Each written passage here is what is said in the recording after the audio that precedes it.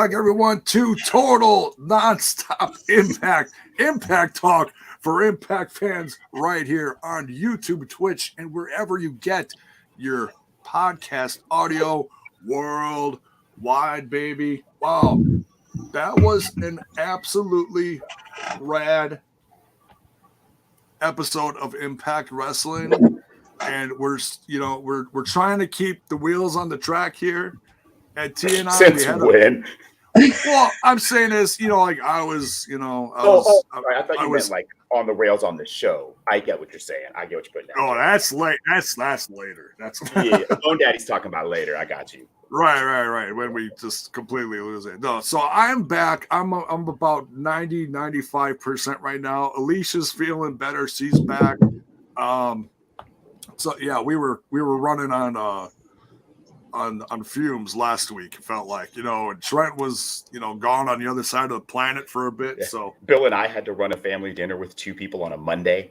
I mean, at least they did the review. That's been interesting. We were almost plummeting, folks. We were almost plummeting. We were Plummet Club. Plummet Club. TNI referee Daniel Spencer. Impact. You can't kill us. Daniel Spencer in the chat. What is up? Main event. Yes, main event. Yes. And just a real quick thank you to everyone who dropped in the super chats and super stickers Beale, before we even started. Thank you. Courtney, thank you. Thank you, Courtney. Thank you, Brian. Thank you, Bells. Everybody. Thanks, So Bells. sweet. Feeling the love. Yes, lots of love. And speaking of the love, we're going to share some love even more and bring in our special guest to kick things off here. We've Cue the Nickelback.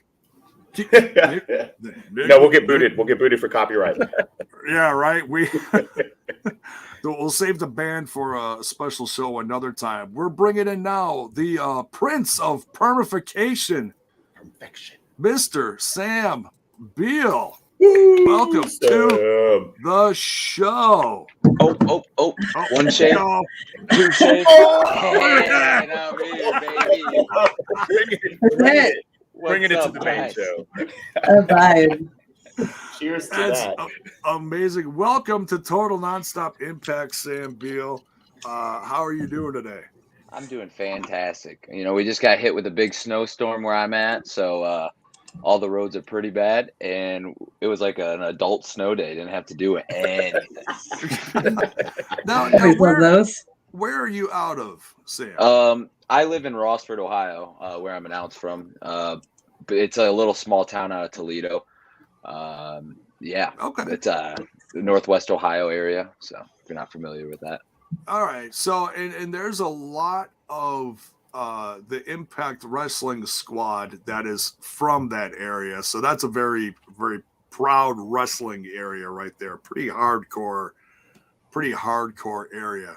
Now I don't want to harp on the negative, but I'll get it out of the way. Uh-oh. J-Bone coming in hot. We found out recently, unfortunately, that you are off the roster page of Impact Wrestling. Now that being said, we all give that a huge boo. Whack. So whack. So getting that out of the way. Oh, look at that with the autographs. Bill just throwing them up there. I wanna go way back. Let's start on how you got in touch with Impact Wrestling, and then we'll go back a little bit further as far as like how you came up in the wrestling business. Can you talk about how you got connected with Impact Wrestling and started there last year? So actually, it was through Trey, and his storyline with Sammy. They asked Trey, who out of your students is ready for an opportunity? And I was picked, and I went in, and I had that quick little match with Trey, and it turned into 8 months of just awesome. It was just fantastic. I remember the day Trey kind of texted me, and he said, he was like, "Hey, you should be expecting a phone call from somebody else, from somebody. Are you ready to make your debut on TV?" And I was lifting at the gym. And I was, So I'm sitting there. I just got done with my chest set, and I'm talking to one of my buddies, my lifting partner, and I get that text message, and I froze.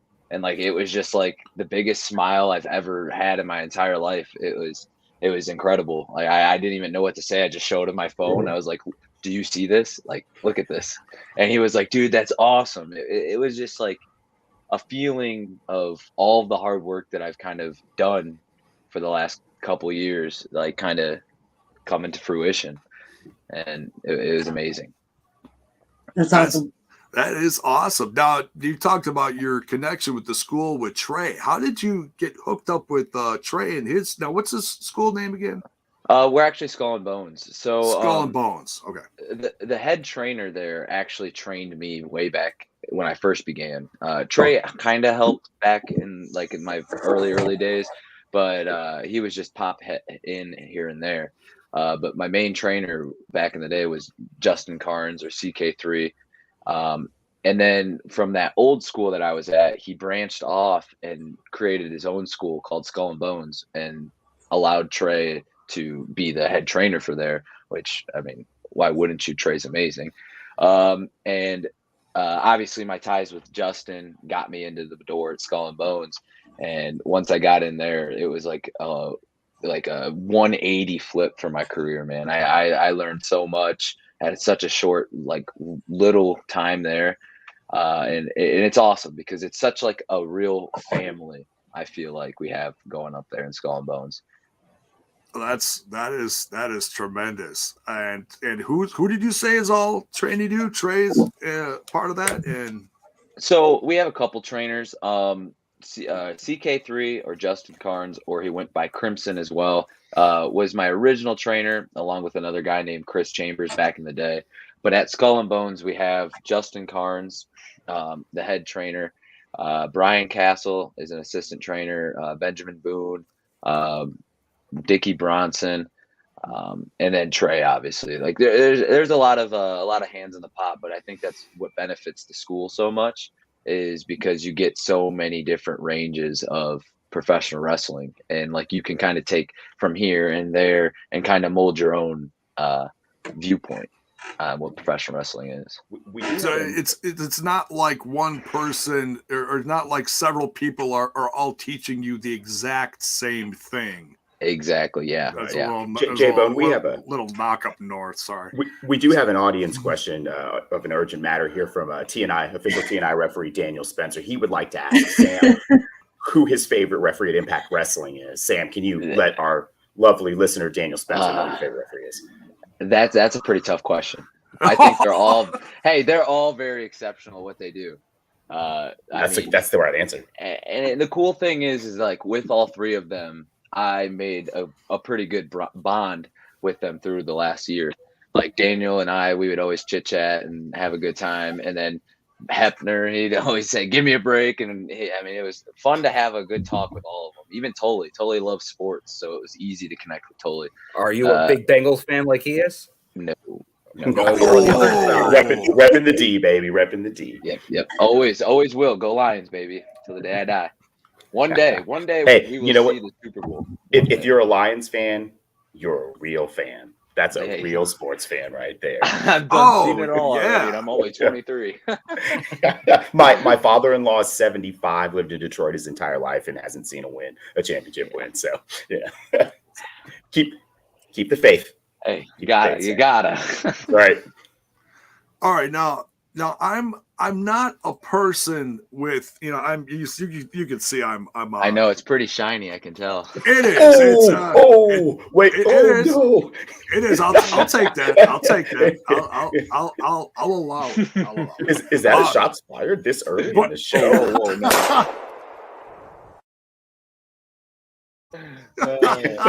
I'll give you the little shot fire. There we go. Yeah, because he's a special guest. We'll give him a little one. Yeah. So, but I want to ask you about your gimmick per se, because I mean, and I gotta say, I'm a little jealous, as you can see from this picture. Jiminy Christmas. I used to have a bit of a perm myself back in the day. That goes back. That's a 30-year-old pic right there. That goes back. It's beautiful. It looks great. So that's a very young bone right there. So I want to talk about your gimmick here for a minute. Your permification Did you always have a gorgeous head of hair, or was this something that came over the last few years? How did this come to be, Sam? So it actually happened in the last few years. So growing up, I had some sort of hairstyle, whether it be a long like Justin Bieber look when I was in middle school. Oh, that's hot. Hey, or like I had a buzz cut, like a little bit of like a fade, just whatever I could do because my mom's a hairdresser. So oh, there you go. Yeah, I got lucky. I get it. That explains bro. it. Yeah. But yeah, so it was in like until the year before COVID. So like 2019, I would say in November, I go to this country concert up in Michigan usually every single year. It's called Faster Horses. It's at the MIS. And me and my buddies were like, hey, we should all rock mullets. Let's do it. Let's rock mullets. And I was like, yeah, let's do it. So I started growing it out. As guys do. Yeah. I mean, hey, there was only 2 of us that lasted more than a month. Obviously, I'm lasting until today. But there was only 2 of us, and I started seeing it get pretty long. I was like, "Oh, look at the party back there. It looks pretty sweet." And my mom obviously is a hairdresser, and she's done millions of perms. And I went up to her. I said, "Mom, how funny would it be if we permed my hair?" She said, "I think that would be pretty hilarious." But it wasn't long enough yet, so we just used a curling iron and curled it for a wrestling show one time. And I was like, no, I need them tight. I need the tight perm. We got to grow this baby out. And we got to get them curls for the girls, man. We got to get them. Amazing. Yeah. So, and then we did it. And I'll never forget the day after we did it because I was off work then. And I went up to where I work at. And everybody saw me and their mouths just dropped. They're like, oh my God, what is this? And it's stuck with me ever since because, I love it. I couldn't imagine myself without it. I look back at old pictures of me and I'm just like, whoa, that guy is a loser compared to Look how sexy I am now versus yeah. I'm a sex symbol. Man. I'm all of the definition of sex appeal. J-Bone, would you mind terribly if I peppered in a couple of the treehouse questions we had from the Patreon members? I want to do that, but I want to clear up one little bit of controversy before we continue. And this is for one of our co-hosts right here. There was something. Yeah, okay, you're getting there. There was something that was misunderstood as part of your gimmick. And I want you to explain this for our hosts and our audience so we can get this controversial little piece out of the way. Okay, so first off, I never even thought of that in a million years. When you guys brought that up and everybody started bringing that to my attention, I was like, where did you guys get that from? I fluffed my hair in the back, and then it's like I smelled my perm product is what it was, and I don't know where you guys got the other one from. I missed the connecting piece. Yeah, you missed it. I should have made it more prominent. That's not me. I He still holds the distinction of being the first 2 Discord emotes. Yes, if you don't know, you are a Discord emote of ours like this. That's amazing. You have to. You are a TNI. Like whether you're with Impact at the time or not, you are a TNI legend. For sure. That's awesome. I appreciate that. That's how much we were down. That's how much we were down with the gimmick. We love it. I remember that show. So now that we got that, I wanted to get that out of the way, just because I know that was something that was misunderstood. But for the fans that don't understand what that smell is, what is the perm product? Oh, it's not a good smell. It doesn't smell. Wait, what are we talking about again? The entire place. The perm product. Okay. Perm product. Okay. Oh man, I remember when I first watched one of your guys' shows, and it was when I did that, right? And I watched it when Alicia said like, "Oh, what is he doing? He can't be doing that on TV." I was like, "I'm smelling my perm product, dude. What is it? What do you mean? What am I doing wrong?" These guys suck. Oh. It was funny. Could you compare it to a smell? Like it smells not good. What does it smell like? It smells like eggs and sulfur, I would say. Like it is terrible. Like it's like a really nasty fart. Like really bad one. So it's gonna bring you too. Like when you do that, you're awake, you're ready to go. Yeah, it makes me ready. There's our soundbite. And sitting with perm in your hair is like an all-day process. I don't think people really realize how long that really takes, and so you're surrounded by that smell for a while. Yes, and so here's the thing. With my head of hair, since it's like a lot, me and my mom, we have to sit there for like 4 hours at a time to get it done. Maybe 3.5, but it's a long time. And the worst part about it, is like I love being clean. I'm not allowed to clean my hair for like a day or 2 days afterwards. So I have to like go to the gym, sweat and get gross, and then I come home and I have to just wash my body and not my hair. It is terrible. That's the only part I don't like about it. So you can't wash any hair. Do you got hair on your booty cheeks? Oh.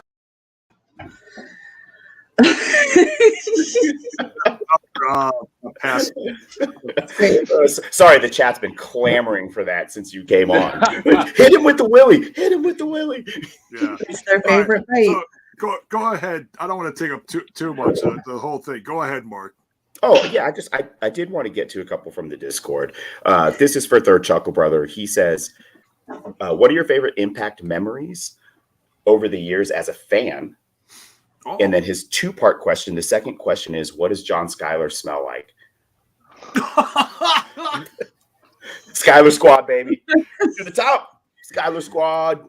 Skyler I would say Skyler, he smells like beef and cheese. That's about I can the best confirm accurate. that. That's accurate. Yeah, it's about accurate as could be. Beef and cheese. Yeah. Front row Bill would know, I guess. All right, here we go.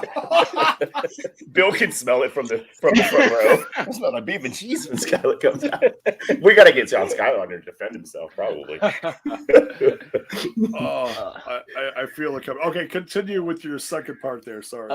So I would say probably my favorite memory of Impact growing up was watching like the Motor City Machine Guns, as a tag team, and just like their run in Impact in general is just phenomenal.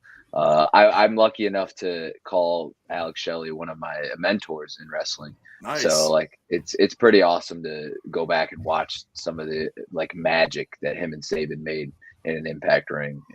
It's something amazing. Yeah, internationally, yeah, around the world. No, there's a lot of love there that they've done throughout the years. In fact, as someone who I like to call my nephew, right there in the chat, Paul Nelson, when another co-host of ours went to Hawaii and met him in person, Paul Nelson had it's his one wrestling shirt. He's got a Motor City Machine Gun shirt, so that was that just rung a bell right there. But yeah, keep going, Mark. You got some more questions? Just a couple more from the Discord, guys. I can dovetail right from best memory to what was your best moment and takeaway from your time in Impact. So you're saying best moment and best memory? Yeah, best moment. I guess best moment, memory, either one. If they're the same. They're like I guess the same thing. I'll say my favorite thing that came from my time of Impact is probably the relationships that I got to make with a bunch of people. I got really close with a lot of guys that now I can call like my friends, like best friends, really. Chris Bay to be one. Like me and him are like we always check in on each other, talk here and there from now and then. And I would never have met the guy without my time at Impact because that's awesome. He lives out in Vegas and I live here in Toledo or Rossford, Ohio. So suburbs of Detroit. That was definitely probably my favorite like thing about it. But my favorite moment would have to be Bound for Glory, entering the Call Your Shot Gauntlet and being able to eliminate Brian Myers and just having that moment, at the top of the stage in front of like a huge, like the biggest crowd I've probably ever been in front of. And like people were saying like, this is Sam's town. Like it's just something I'll forever hold near and dear to my heart. It was incredible. That one gave me chills. That is awesome. Yeah, it's That great. is. We are That's all good stuff. Sam Beale. All of us are Sam Beale fans. Everybody appreciate in this that. chat, all of us on this show are fans. And our last question from the Discord is from our good friend Truck. Last one was from Justin, by the way. Thank you, Justin. Truck wants to know how you make yourself stand out at a time like now when the indie scene is all of a sudden really crowded. I guess that's something I'm still like learning to do. I mean, I try my best to do it every time I go out into the ring. But I guess what I do personally is nobody else can be me. And really my gimmick is just me turned up to 1,000,000. And I know a lot of people say it and it's a little cheesy, but really it is. Like I really actually listen to Nickelback every time I go to the gym. I love wearing sunglasses. We like you anyways. Like Thanks for coming. No, I'm just kidding. Bye. Like I don't know, like I love wearing sunglasses. Like one of the best purchases of my life is buying a pair of prescription sunglasses so I can wear them everywhere. Yes, yes. They're amazing. But like I don't know, it's I say things and do things in the ring that I would do in real life. So that's just the best advice I could give anybody. Obviously, I'm still learning and figuring that out at being such a young wrestler. So And how long have you been wrestling? it's going to be 5 years in June. 5 years. Okay. And had an almost Nice. year-long run on TV already. I'd say you're doing great. I can't thank Impact enough for having me on. It was an incredible year, and I learned so much from it. So, Some tremendous connections there. That's awesome. oh yeah. Alicia, Bill, you got anything for Sam? Go ahead, Bill. Well, I know other than at Impact, Sam, I've seen you at Rhino's promotion, ARW. I saw you at Revolver, Sammy's promotion. Oh, yeah. What do you have? Do you have some bookings already lined up? Are you at any of these upcoming shows that you can get out there? Oh yeah, I've got a couple bookings lined up. I'm still looking to fill out my calendar. You know, I want to wrestle. If it was my choice, I'd wrestle every single day of the week. I don't know. There's no feeling that like compares to being inside the ropes or coming through the curtain and just being able to entertain and help people escape reality for 10 to 15 minutes. I love it. But yeah, I do definitely have it's a lighter schedule than I would like, but I'm getting there. I'm sending my name out, trying to get my face everywhere, so anybody and everybody can get some of this perfection. There you go. Everybody who goes to shows, we have a That's ton great. of we have tons of listeners that go to indie shows. New Texas Pro is my local. I know you've already been here.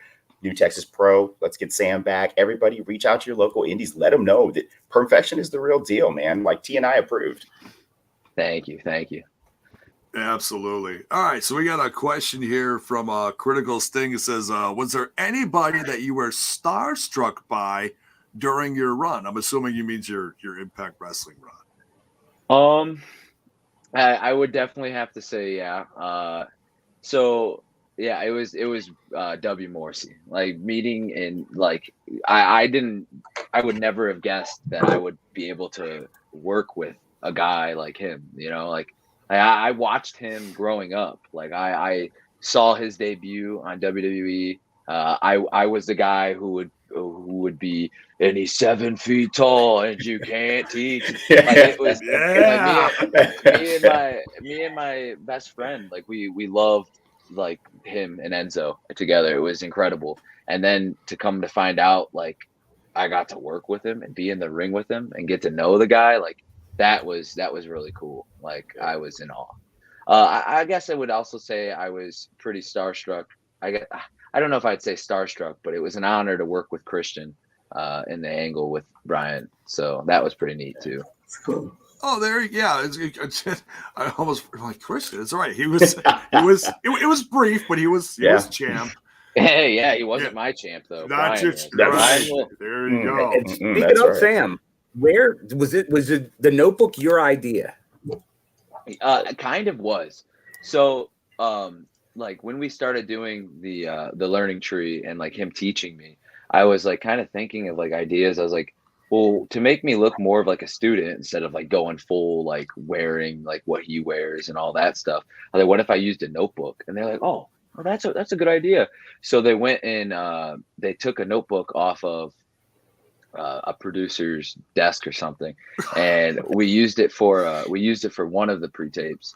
And then I was like, oh, I've got a bunch of notebooks in my car because I'm a college student, so I have them everywhere. I just live out of my car. And then we went on from there, and I still have the notebook. So it's full of knowledge. You know, Brian Meyer knowledge. The learning tree.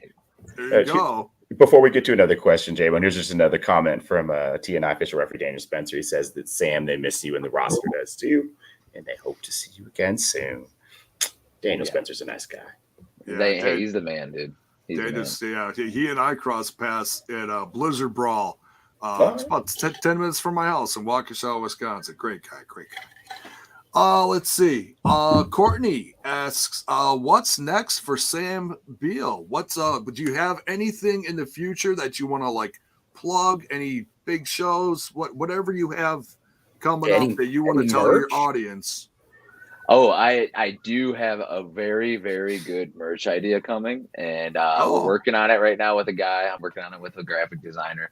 It is going to be perfect. Perfect. It's everything that you could. If you just say Sam Beale and what comes to mind, it's going to be this T-shirt eventually. Like I guarantee you, it already did. Like it's going to be good. I can't wait to release it. Awesome. Yeah. I guess not necessarily big shows. My next show though is for IWR up in Rhino show. I mean, that show's always a big show. They keep growing and keep getting bigger and bigger, and those are always fun to do. But yeah, I'm going down to Tennessee here in a couple weeks for another show. I think North Carolina during the summer, so I got that too. But yeah, I'm gonna graduate college in May. Where do you go to school, Sam? I go to the University of Toledo. Okay. Yeah, so that's pretty exciting. I'm excited for that because it's been a grind. What are you going for? What's your major? Communications with a minor in English. Oh, okay. Awesome. Yeah. Hit me up. Communications. I actually started in the education program because my sister was, and she's like one of my biggest inspirations. So I wanted to kind of follow in her footsteps. And I got into the classrooms and kind of like just realized it just sucked. Like the only time that I actually enjoyed it, I mean, and don't make it sound like I'm saying teaching is bad, because it's not. Like teaching is it's awful. I've been married to a teacher for 20 years. It's horrible. It's awful. It's the worst job in the world. It takes a special person to do it though. Like they're really incredible. But I realized it wasn't for me. So I decided what was for me, and that was being a professional wrestler. And the best idea was to go into the communication world. So it would help me in the long run, like learning how to talk people, learning how to just how people communicate and interact and everything.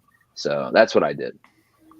Nice. Oh yeah, and that is a big part of wrestling. It's one thing to have, umpteenth million move sets and doing this and the flip and the topes and everything, but to really connect the one-on-one, and cut promos, and that's one thing with you across the indie scene.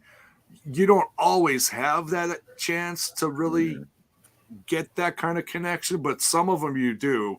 So when you have the chance, you gotta, you absolutely every have opportunity. to. You gotta crush it with every opportunity. We're gonna have to talk to Trent and get you up to AAW up in Chi-Town. I like this. They would absolutely work with you as far as like promo stuff. That's one thing that's one thing they pride themselves in doing. I was actually. I'm sorry. I was going to speak on AAW. I was up at AAW, I think last year sometime, and Trent had me cut a promo for him, and I was nervous because I was like, oh man, I don't want it to suck. But then I just went in there. It's like I'm just going to be me. So, and I think I did all right. But Yeah, and that's one of the best things. To just be yourself. Yeah. There you go. Trent was Go ahead, supposed to Mark. pop in. Oh, I was just gonna say Trent was supposed to be here, but he's out right now. So, unfortunately, I did have this question I like from Bells. Do you see yourself with a title belt sometime soon? Absolutely. I mean, look at me and look at my hair. Oh shit! Say no more. I mean, I'm a bona fide champion, baby. Like I will get all the belts. I'm not gonna lie. When during my Impact run, I was extremely excited when they brought the Digital Media Championship because I think that thing is sweet. I think it looks incredible, and I was like, I could have a lot of fun with this.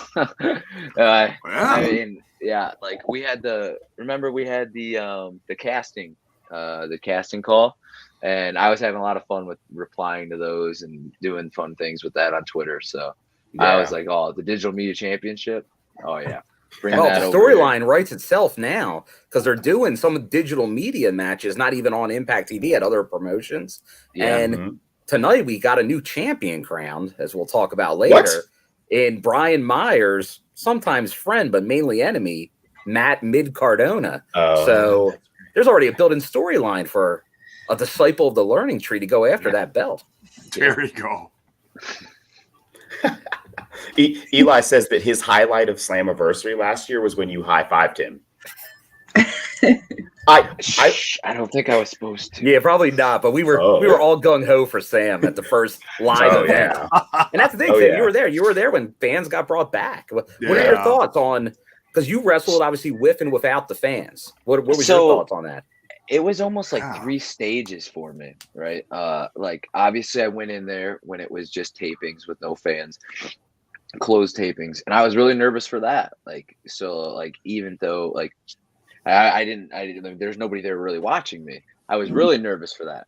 And then they announced that we're having fans, and then the whole nerves came right back around. I was like, I've never been in front of a crowd before. What if they don't know who I am really? What if they hate me? I don't know. And then I got a really nice like welcoming there. And then we went out for Bound for Glory to Vegas at a bigger arena with more fans. And now I'm sitting there like, oh man, there's a lot of people here. Like, what if they just don't care about me? But they did. They showed me some love, and it was incredible. Like I loved every second of the fans. It's almost like I was very nervous, but once I walked out and stepped out in front of the people, it was just like, oh yeah, I'm here. Oh yeah, you know who I am. I'm ready to roll. You hit that switch. Yeah. Well, the fans had to be such a rush. I can't even imagine the first time on camera for Impact with fans in the building. Oh yeah, it was awesome. Yeah, it's been a rough few years, but you've been a very special part of keeping that going for Impact Wrestling fans, and we really appreciate everything you've done, and we absolutely hope, I think I can speak for everyone here, we hope to see you again sometime in the future on Impact Wrestling Television. Oh, absolutely. I hope so too. I mean, never say never. We'll see what happens down the road. Like I said, I can't thank Impact enough. They allowed me and granted some 23-year-old kid to live out a dream on TV, and I am forever grateful for them and it. It allowed me to grow as a professional wrestler and a talent. So I'm just excited to see where I go from here. I'm not sure, and I can't wait to see. There you Just go. keep plugging away. Well, before we let you go, Sam, and I don't want to keep you here all night, but I want to do what I can to let everyone know where to follow you on social media, and what do you have like for merch? Do you have merch shops open? Where can they get some merch from you? So here's a couple ways you can support me. One, you can follow me on Twitter and Instagram at SamBeale23. I actually have it up there. Like, oh wait, right. That's just really weird. It's right here. It is. It's backwards. You have to like look the opposite direction. I know. Yeah. But yeah, I'm at SamBeale23. I do have a pro wrestling tees website. It's Sam Beale. You can actually get this beautiful shirt of my face, writing notes down. Nice. There's notes down there, and it comes sleeveless, so you can show off the guns. You know what I mean? Yeah. Well, I got any guns though. Then. Then there's another way. Actually, so me and my buddies have started a podcast called the Little Spoon Snatchers. You can follow us on Instagram and Twitter. I love that. We're just three guys who love sports, and the best way to describe the whole podcast is we're three guys with outrageous opinions, and we're very passionate about those, and we talk about them. We give out top fives of certain subjects. Actually, last week, since it was the Royal Rumble week, we did our top 5 wrestlers of all time. Nice. That was pretty cool. There you go. But yeah, we just do fun little segments like that, and you could follow us on there, subscribe to us on YouTube. That would be really cool. We're just trying to grow with that and just have fun, entertain the At people. Spoon Snatchers. I just followed. There you go. Yeah, there it is. At Spoon Snatchers. All right. At Spoon Snatchers. There we go. Okay, and you said you got pro wrestling tees. Now, there's a shirt that is being worn right now by our own front row Bill. That is, and he's been wearing that one on and off since he saw you, I believe, at some indie show. Is that one still for sale, or do you have that one? Or I do have a couple left. So there are a select few that I decide not to put on pro wrestling tees. I think I prefer to sell those to hand to make that connection, and just I think that's better for me. Yeah. Like this next one, like with the new design that I'm coming out with, I'm gonna do a cycle of just t-shirts that I have so I can give them out on indie shows. But then after I go through that, I'll probably upload that to Pro Wrestling Tees. That one was kind of special. That one was actually one of my favorite t-shirts I ever got made, because it was tie-dye, and I love tie-dye. I'm a sucker for tie-dye. It is.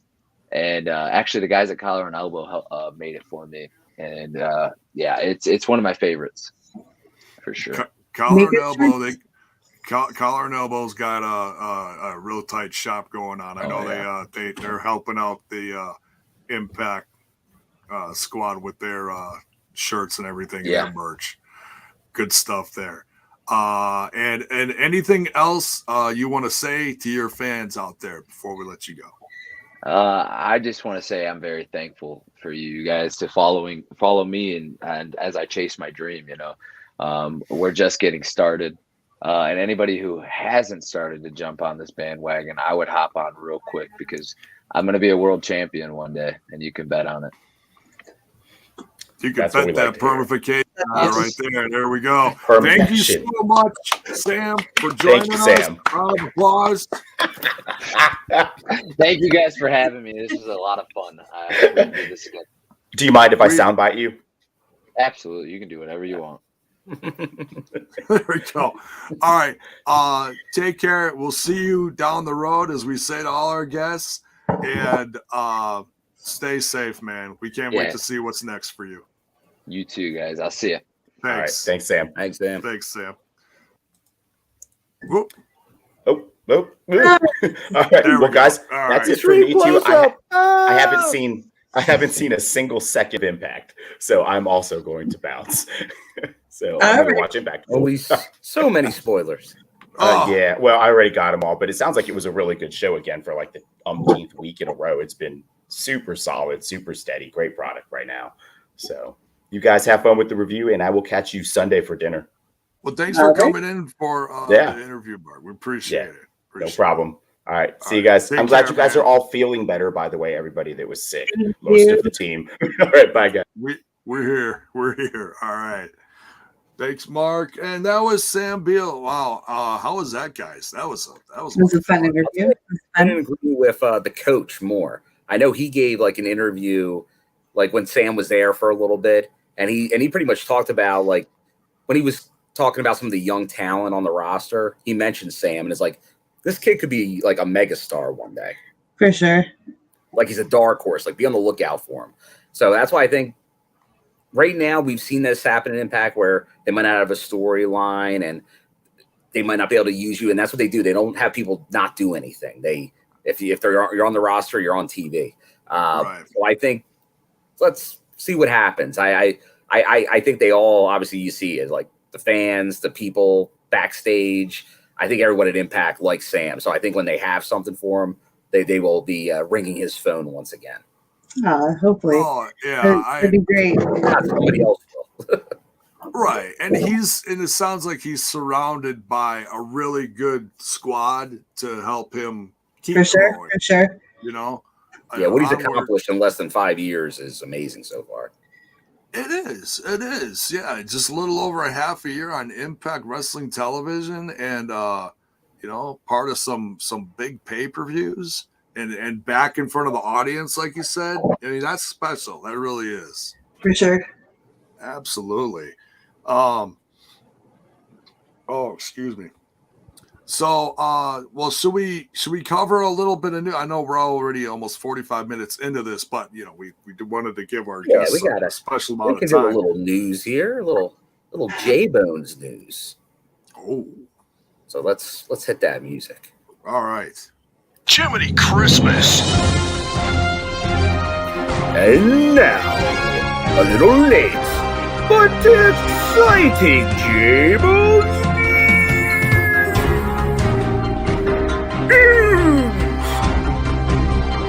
Tell J-Bo. Searching for my fake wrestling news. I don't know what that was, but I loved it. All right. So you got poked or something. Random guy says, don't forget about the gut check announcement. All right. So, yeah, let's talk about that. I didn't read a ton of this, but the headline here says, and this was also shared to me by our good friend of the show, Terrence Sullivan. Love you, brother. He gave me a couple bits here so we could talk about Impact Wrestling resurrecting gut check as a part of Arnold Schwarzenegger's Sports Festival in Ohio. What is that called? Oh God, the Arnie's. The Arnold. Whoops, wrong thing here. The Arnold Schwarzenegger Sports Festival. Oh, okay, that's fun. It's imaginative. You can find the full article here on PW Insider. I'll read. They promoted it on tonight's show already. That's how quick it is.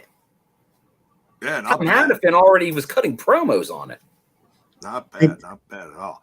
All right, so the party says Impact Wrestling is listed as hosting a gut check tryout on Sunday, March 6th. Yes. As Arnold Schwarzenegger Sports Festival in Columbus, Ohio. The listing for the gut check on the festival website notes Impact Wrestling is teaming up with the annual prestigious Arnold Classic. Okay, so that starts to sound familiar. I've heard that before. The professional bodybuilding portion of the Arnold Sports Festival, also known as Arnold Schwarzenegger Sports Festival. The multi-sport Arnold Sports Festival established. What's that? I feel like you just had to say that so many times. Oh, yeah. It's so fun. It's Arnold. Established in 1989. So this has been around a while.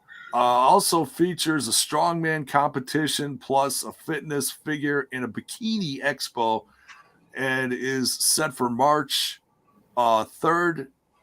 March 3rd through the 6th in Columbus, Ohio. Early preview. Oh, wait, that's close we have to a bikini. Oh, we don't want. We love Trent, but no, he's got to work on that bikini bot a little bit. Jiminy Christmas. I'm not going to read it. I'm not going to read the whole article. You can go to PW Insider. So hey, here's the Sam Beale back. Hey, there he is. Says, just wanted to pop in here and say thank you for having me, and I love all my Impact faithful fans. You will always hold a special place in my heart. Love you, Sam Beale. You're too sweet. Sam Beale. All right, so we should have asked him while he was here. Is Sam Beale gonna walk into the Arnold Classic, flex his permification, and steal the show? Maybe. Who knows it? Remember, they're taking Louisville. That's not very far. I assume he's not going to be a part of the bikini show, but I mean, he's What you pretty don't sexy. know, J-Bone. I'm sure they're saving a spot for you, J-Bone. Oh no, I'm not waxing this, baby. No, that's All natural. all natural, baby. And we're not going to talk about the You booty show cheeks those either. It's a family stuffy show. shirts behind the desk that they won't judge you. You show them. You dance. No. Anyway. Anyways, we're not doing this either. You got hair on your booty cheeks? Oh. So many sound bites. I couldn't find it. All right. But yeah, there we go. Sam Beale in the chat there. Love you. So this could be very interesting with this gut check. Do you think it's going to be just like a series of like a mini indie show? What do you think they're going to do? I think they're going to do something not like they did before. Like, I'm sure my guess is there'll be somebody from Impact there, because you got to remember there are tapings going on as well. So there'll be a presence there. I think they said like they're going to have a booth there like the day or so before as well, doing some signings. So maybe some people that not in action that day, because it isn't a crazy drive between the two locations. So they'll do something. But remember the last time they did gut check, they kind of interspersed little segments here and there. I think they'll probably like a Kevin Martin or something, doing some digital stuff, maybe throw on social media, bring it up on TV. But I don't think they're going to do a full feature unless they go back and then they can maybe doing something for Impact Plus. But I don't think the setup, maybe it's more than that, but I don't think it's going to be like a show per se. But they're definitely doing something on Sunday. Daniel Spencer with a little bit of spoiler here. There's some news. So I guess John capital E period Bravo and Lance Storm are doing the gut check. I approve. Very we know cool. Bravo was obviously heavily involved last time with it, so that makes a lot of sense. Yeah. Good. I don't know whether to say congratulations or I'm sorry.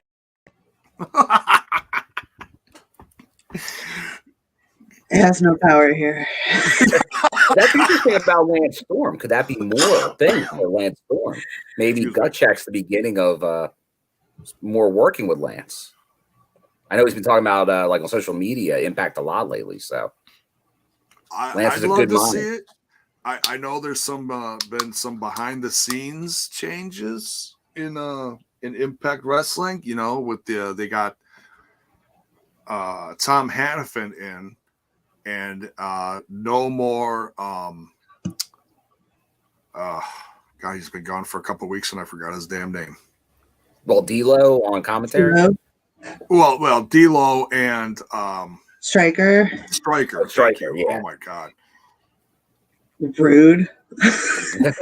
I'm kidding. I bust your balls. Blame it on the cold medicine. It's just too much cold medicine. Which means I just need some more.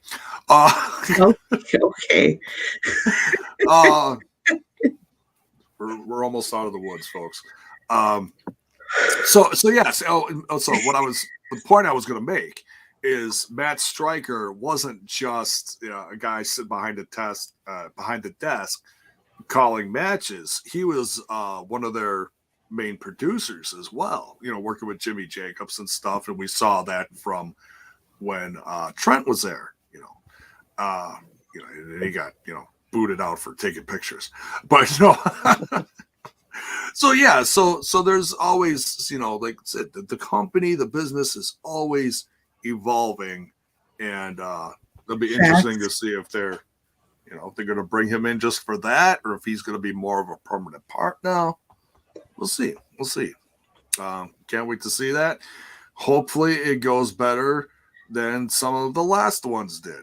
Because that one gut check from a handful of years ago, not the Johnny Bravo one, the one way before that was run on TV. I got nothing. I feel like I remember which one you're talking about. You're talking about the original ones where they did them on TV, like the one where like Brian Cage was denied by Bruce Pritchard and company. Yes. Yeah. And it's like some of the ones that were so good, and we're like, and you didn't hire this guy. Why? You know, just and then when they did have all of them on within a year, they were all gone. Like they did like, you know, and that was at the same time they fired like a bunch of the originals, like Kazarian, Daniels, Styles. Well, it was pretty much like a lower card storyline. But no, I thought it was good. Yeah, the critical sting here, like Christian York. Oh, loved Christian York. Yeah, love that. Just wild stuff they had on there, and it was so much fun. Yeah, and it's right. Taylor Hendricks, that was one who made an impression. Wow, yeah, and she's still around. She's been making some appearances here. The winner at the Arnold gets a developmental contract. Oh, there you go. That's exciting. We'll see what happens. Tremendous. Thank you, Daniel Spencer, for sharing that with us. A little bit of insight there, guys. Yes. Little exclusive ski. Yeah, I think they just put it out on Twitter, like some more information on it. So you got to stay tuned to the Twitter. While we're doing interviews, they're getting info out there. There we go. The Twitter box. All right. News. There was something else. Two big matches added after show, but we know some other stuff is going on. But I know they've been adding matches left and right. Mm-hmm. Oh yeah. Here we got WrestleCon. They gave out dates for that. Yeah, ticket on sale dates. Yep. Yeah. For super fans, they go on sale February 4th, which is tomorrow at noon Eastern. And to the public, the next day on the 5th, noon Eastern. And so, yeah, that involves New Japan and Impact Wrestling. So I have a feeling it's going to be a wild year for WrestleCon. Oh, yeah. Abso-freaking-lutely. Can't wait. Oh, yeah, there's the post right there. Jared Sullivan just shared it with me a minute ago. Thank you. So, yeah, go to the socials. Looks like they got stuff up on the website, impactwrestling.com about that. Anything else that you wanted to throw out there that I'm missing? Well, just as you mentioned, WrestleCon, tickets are also going on sale for the Louisville tapings coming up, which is Sacrifice and TV. They're going on sale tomorrow as well. Impact hasn't promoted it, but the Philadelphia tickets have been on sale for, I think, about a week now. So really? Philadelphia tickets are on sale because I think they probably wanted to do them in order of, like, okay, here's the next show, it's on sale. Here's the show after that, it's on sale. But I think the venues probably determine some of that. So, yeah, Philadelphia, you go to the 2300 Arena website, and you can purchase tickets for Impact Wrestling. There you go. What is that show? That is the tapings after Louisville. So I'm guessing Impact will make it official in the next day or so. But it's the weekend of, I think, the 18th? So it's like 16th, 17th. It's 2 days. It's that weekend in March. Get off the top of my head. But, yeah, roughly. Yeah, it's the 18th and 19th. Or, yeah, 18th and 19th. Or 19th and 20th. I think 18th and 19th. Okay, that's cool. All right. So then we got an updated card. We'll quickly go over that for No Surrender. We got, come on, page load. Okay, that is not what I want. I don't want tickets. I want the match card. Here we go. All right, so we get the tickets out. We've got Eric Young versus Jay White. Shut up and take my money. Oh, yeah, that's gonna be a banger, huh? That could be. I mean, this is not knocking the champ or anything, but that sounds like a headliner to me. Because we know how good Eric Young is, and we know how good Jay White is. Wow, that is something. Okay, we've got the Impact World Tag Team Championships on the line. The Good Brothers versus G-O-D. Tama Tonga and his brother Tongaloa. Tongaloa, thank you. Haven't seen these guys in a long while. You have to pardon me. Can't wait for that matchup. We got Honor No More versus Team Impact. So we got PCO, Vincent, Taven, Michael Bennett, and we'll talk more about this later. The new addition to this squad, Kenny King. These 5 guys versus Team Impact. We got Sabin, Swan, Eddie Edwards, Rhino, and Josh Alexander. If Honor No More loses, they're gone. If they win, they're staying. Crazy. Yeah, is that where we find out who's pulling the strings? Well, we might. I mean, we got the addition tonight to Kenny King. So, I mean, if there's more than that, oof, hang on. I'll tell you, that Gresham, he looked a little guilty by association tonight. Ooh. Could be. It was Riccaboni at the commentary table. It was Riccaboni all along. All right. Then we got Mickie James defending her Knockouts World Championship against Tasha Steelz with Savannah Evans in her corner, proudly displaying the X from that match she won. Moose defending his Impact World Championship against W. Morrissey. Morrissey just losing his ever-loving mind. Looking all over the place for him today. My goodness. Wow, so quite the card so far, and I don't think they're done. There's probably going to be, I'm guessing, a couple more matches added. So yeah, we still got next week's programming. So yeah, I'm sure you'll see. I forget how many matches that takes us to, but I think we'll get at least probably another 2. I'm guessing. Right, because there's a lot of little feuds, mixed in here. Yeah, and the way they've been doing stuff, you could get a pre-show with 2 matches. Yeah. Yeah, I mean, they could load it up with another handful of matches. Who knows? Anything else you want to throw out there, Bill? Alicia? No, I think we got most news covered. If anyone wants to bring anything up as we go through the review, feel free to drop it in the chat. There we go. All right. And thank you, Daniel Spencer, for all the additional little info on there. Appreciate it. All right, so let's dive into tonight's Impact Wrestling for February 3rd. My God, we're in February already. Where the hell did January go? I don't know. Ask that freaking that rat groundhog in Pennsylvania. Punxsutawney Phil, I got a bone to pick with you. Good old Punxsy Phil. We got 18 more weeks of winter? That's what it sounds like to me. Jiminy Christmas. We're starting out hot here, folks. We're not going to talk about BTI because we did not see the BTI match. So what we might do if the crew is up for it, or some of us at least, maybe we'll do an after dark show and watch that match and talk about it a bit and talk about some other stuff on the after dark. So I think we're gonna try to do that. We'll see how. Yeah. So how many after wheels dark, we still if that got interests you, if it's happening, then that's for the Patreon. So hop on that Patreon train. And while you're here, hit that like button, sub, follow, bits, super stickers, whatever. So there we go. There we go.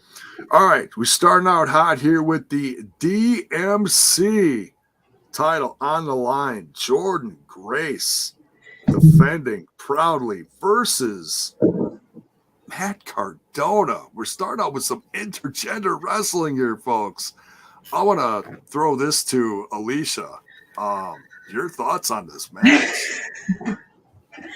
I thought it was a fun one. A little disappointed with the ending, but can't win them all, I guess. It's about time to kind of shift this belt around, get it a little notoriety. So, it is what it is. Bill, what did you think? this was interesting because obviously they're live and on TV. You saw the crowd, how they were reacting to Cardona, although he was playing into it because you have an intergender match. I think we're all on board with intergender wrestling. Yes, that's love fine, it. There is that perception, and he fed into the perception. Like he was going too hard. He was going too stiff, too rough. You okay there? Like Alicia almost went off the camera just now. Almost died. The match was that good. You damn near fell out of your chair. It was. Oh my god! But he really played up the that he was acting a little heelish. We've been wondering about the heel turn for Matt Cardona, since that's what he's doing everywhere but Impact Wrestling, and he's killing it on the indie scene with the heel persona in places like GCW. And it's like, will he bring that here? And how far will he go with it if he brings it here? And NWA. And NWA now. He's showing up everywhere. He's due for a heel turn on Impact. He went to the face to the title match where it hard to kill. So he had the main event title match. Didn't come out on top there as the face. So now it's just, Courtney, thank you for the super sticker. Appreciate it. But now they're going another direction. And Jordynne, she made a lot of sense as the digital media champion. But if any other person other than her was champion right now, the case for Matt Cardona could be made. And that not only did he win it, the way he played into this match by like kind of working injuries on her, taking advantage of things, very heelish. Then obviously in the end, using a chair, threatening to use the belt, but then actually using the chair. Iceman. Oh, I'm a big Iceman guy. You know, I go back with George to Destiny Wrestling, and he pretty much gave up that title belt to Mac Mid Cardona there. So gotta protect it. Penzer would have protected it, maybe. He's a thank you, Bells Boy. Appreciate the super sticker. But Cardona there, definitely we see him later. He's leaving, throwing all kinds of shade at Jordynne Grace. So we saw a slight heel turn. They did show on the social media. They didn't show it on TV, maybe because they were worried. Access, I thought they showed because I think, I don't know if it was Armin or Mayer or somebody else there wondered because he was flipping off the fans after that win. It's like, and that's what he's been doing on the indies. Will they show it on TV? I'd be like, probably not normally. If it was a pay-per-view, they would, because why not? But it's Access TV. They own it. They can pretty much do what they want. So I thought they might show it. But maybe that's why they just threw it on social media to be safe. Because his full heel turn, the way he's doing it, you can't show all that on TV. So maybe this makes for more social media content. Hey, BTI, if you're showing it just on digital platforms, let Cardona go crazy on there. There's no restrictions really on like language or stuff like that. You go do it there. I just want to see if he's going to go heel. I don't want him to censor himself too. Like, you got to clean it up a little bit. You can't do what you're doing at GCW, but just I don't want it to look up a little bit. Yeah, I don't want to be so restricted that it looks like a lame heel. So I like where it's going. I like the start of it. I just want to see how far he can take it. But it's a whole new character now for Cardona. It is. It's refreshing, and I love it. Thank you, Ronan Blue, for the. Yes, thank you, Ronan, for the $4.99 tip. Much love, brother. The fact that he was pausing in the match, like he was so used to doing his usual, woo, woo, woo, and then the huge kick in the corner, but he paused because he's like, oh my God, it's the whole intergender thing. And then he was like, F it, just went for it. And then he went full crazy with the chair shot and everything. And just, oh man, it's refreshing and really wild to see him like this, because we were like, man, we like you said, we've seen him go batshit crazy across the indies. And he's kept it so clean in Impact Wrestling. And how long do you think it takes for his better half to do something shady. Become a hot mess. Oh, yeah. What do you think? Sooner rather than later? Maybe. We're getting the match next week. It depends what we see from Cardona. Like if we see next week he goes deeper into this, so what's the follow up from Matt first before we know what's going to happen with Chelsea. Obviously, eventually, she's going to have to turn. Yeah, it'd be very awkward for her not to turn 3 months from now with him as a full heel. That would be weird. We'll talk about it later once we hit that spot, but like I will tell you what I think they're going to do with Chelsea. Okay. Chill. All right. All right. So then Morrissey's looking all over for Moose in the backstage area. He's running over security. He runs over VSK, the learning tree.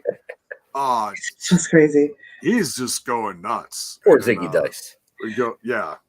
Jeez, he got thrown out of the building. Just exit stage left. We go to break. We come back, and now is this where he runs into Scott D'Amore? Yeah. Okay, he comes back from break. He runs into Scott D'Amore. Scott D'Amore says, "Moose isn't even here. He's at the hotel." And then he's like, "Oh, maybe I shouldn't have said that," because then Morrissey's like, "Oh. Hotel. Okay, thanks." Wink, wink. Hotel. He's leaving. So, good job, Scott. Good job.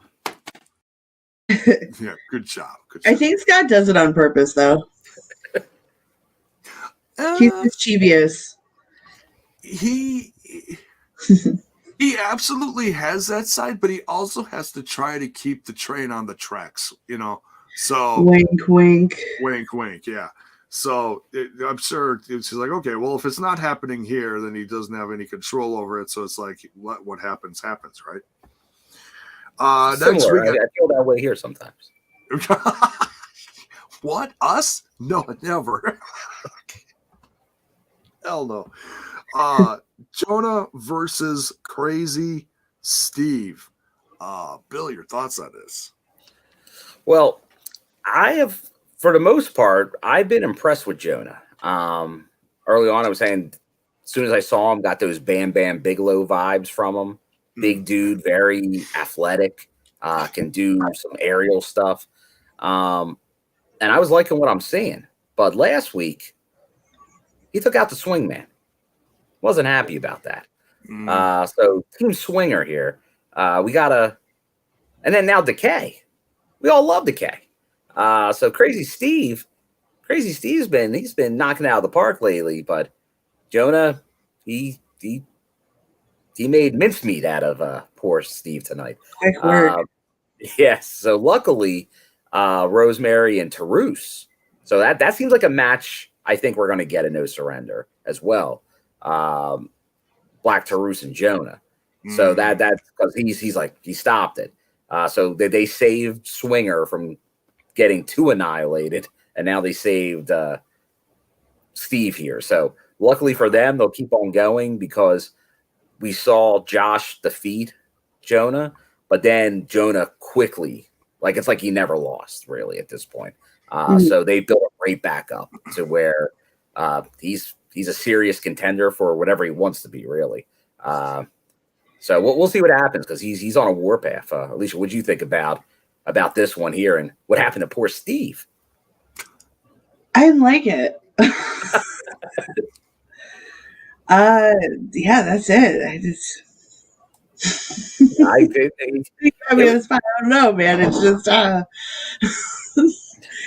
but they will get their revenge, maybe. Yeah, and always I can't find the proper words to articulate how I felt about this match, and I hope I'm not trying to make it sound negative. It's not negative. I just maybe it's the way someone's getting booked or something that I'm just kind of thrown off with it. That's all.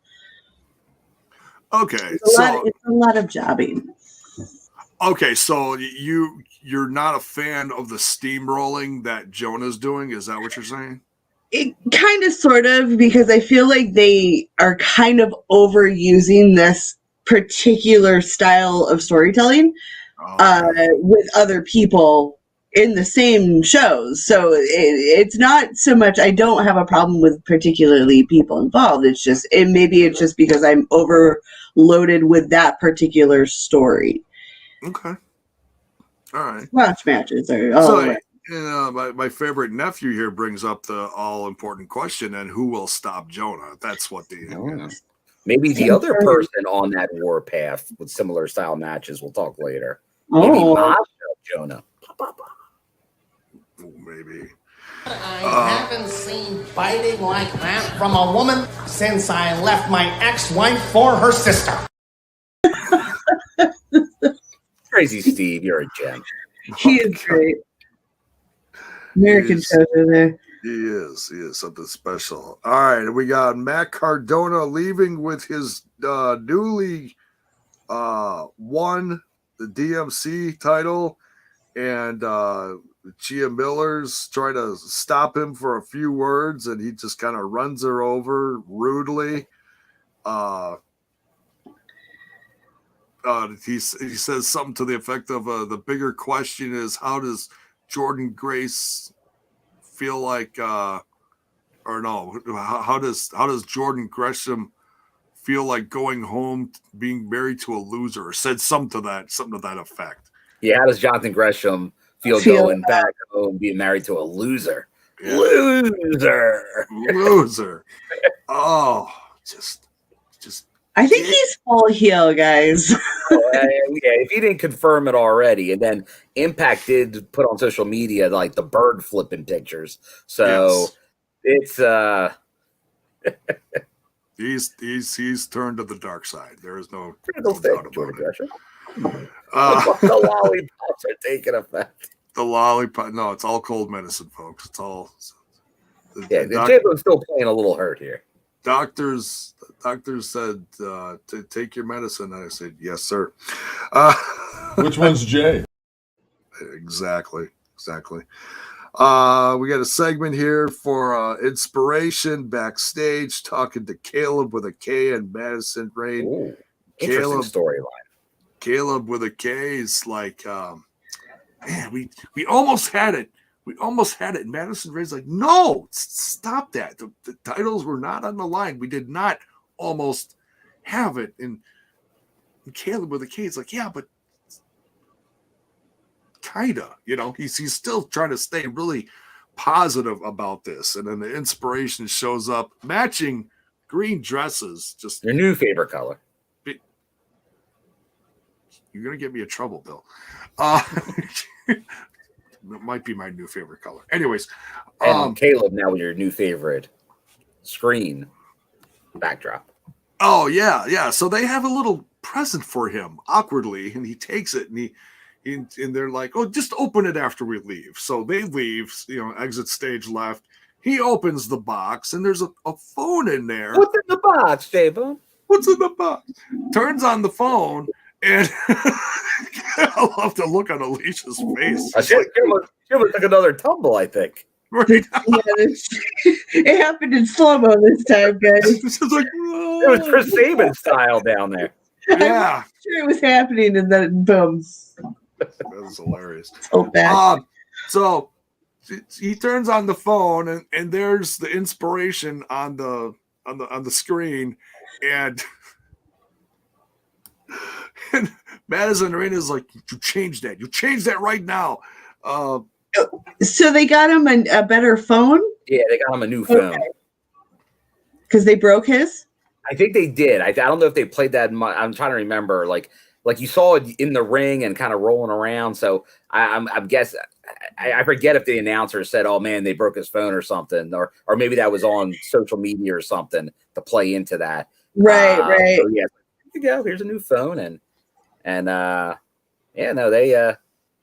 got a little cable wrapped around her finger right now. Trying to lure him to the dark side. Something. But there you go. I didn't know if you were still there, Daniel, but I do remember you picking it up. So yeah, it was broken. Okay. It was broken. That was nice of the inspiration. It's interesting. It's good storytelling there. The little details. There's something going on there, and we'll see because this is all going to build up. Like Tenille will return. You'll have the inspiration versus the influence. I still think at some point Tenille ditches Madison. Will Caleb join them all and just leave Madison out in the dust? Or is that where we get the beautiful people return? Oh, what a perfect setup. If they don't, it would be disappointing because this is good timing. If they're bringing in Ring of Honor people. So it wouldn't be Velvet Sky because she's part of NWA. Well, it would be maybe be on like the side like Caleb is. Some type of manager of ballet type role. And she could get into it with Caleb. Oh boy. But then Angelina Love, thank you. Sorry, it's been a while. I mean, don't discredit Mandy Leon either. Yeah. The Ring of Honor storyline. Yeah, I mean, if it's going to be, you're bringing her in and it's time. It would kind of make sense. Allure. Well, and I never watched. It fits the current narrative. Yeah, the current. A bunch of Ring of Honor people coming to invade. There you go. Hint, hint, wink, wink. So it's like an invasion / return to take over. I feel like this is what the invasion would have been like had it been done like good. A very nice solid build up where, we don't know who's going to win. Anybody could win instead of just the North. Yeah. Oh, Mayor here asking kind of a personal question. It says, J-Bone, doesn't cough syrup have alcohol in it? No, it's just strictly pill popping. Don't worry about it. Actually, surprisingly, almost everything has alcohol in it, right down to your body wash. No, we're good. Want to spend a lot of time in the shower. A little bit of the bubbly. Oh, yeah, there we go.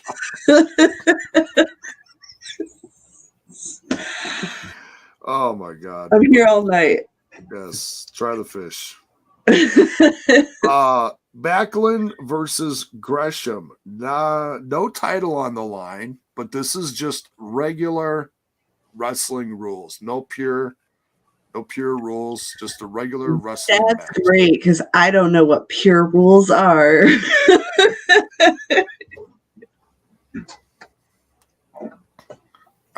Are you saying you're not a pure person, Alicia? No, I am definitely not. But go on. Okay. Let's have some impure thoughts right now. And I get that. I know some of our audience is like that too. Not everybody is a fan of the pure wrestling rules or the pure wrestling style, and that's fine. There's nothing wrong with that. It's not everybody's. I just honestly don't know what they are. Well, there are some. Bill, do you know offhand? Yeah, they're pretty much. You only get a certain number of rope breaks, 3 per wrestler. So, like, if you go. Like if you go and you get out of a submission or go into the corner and you grab the ropes, that's 1 break, and you get up to 3 breaks. Then after that, you can't break no more. So there are rules, you can follow them when it's going on, but if you're just kind of casually going back and forth, you got to be used to it. That's why even Ring of Honor, who had the pure title and the pure rules, abandoned it for a number of years. So it comes and goes. It's a very technician wrestling style. Okay. It works good for 1 match. Yeah, here you go. Yeah. No close fist. So it's the opposite of and the 20 count. But that's a the normal rope Ring breaks of is the only thing I remember. Stefan is the big Ring of Honor fan in the house, so. It's meant to keep the wrestling more in the ring. There's also no throwing of your opponent over the top rope. Okay, that's cool. And that's really old school. That goes way back to the black and white days. Over the top rope. Yeah, and that's an automatic DQ. And we saw that in Terminus. Didn't Moose do that to Bennett and he lost the match? So. Yes. Yeah. And that was rad. I was like, whoa, my God, what happened here? Just, didn't really think of Michael Bennett winning in a DQ to Moose. Just crazy. Mhm. So yeah, it's like I said, it's not everybody's cup of tea. 3 rope breaks over the top. You can do it, but you got to do it in small allotments. Right. Yeah. Oh, there you go. Daniel Spencer here, NWA 1974. That was a lovely year, the year I was born. And I've been to OVW, but I didn't even realize that's the rule in OVW still. I guess I haven't seen that really happen. But if it were to happen, it would be a DQ. Who knew? So yes, folks. Except for like a battle royal, because I was at a battle royal there, so I know you can do a battle royal. But when those are going on, rules be damned. Larry Pongo, no spitting, no swearing, and saying please and thank you. All right, this is not Danhausen. Get out of here. Very evil, very nice. All right, we continue. So Maclin versus Gresham. Gresham wins in a DQ because Maclin just won't stop beating the crap out of him in the ropes. Well, there was the ropes, and he was beating him. Close fist, but once again, it wasn't pure rules. But then you have the 5 count. Now, did he go to the 5 count? He did.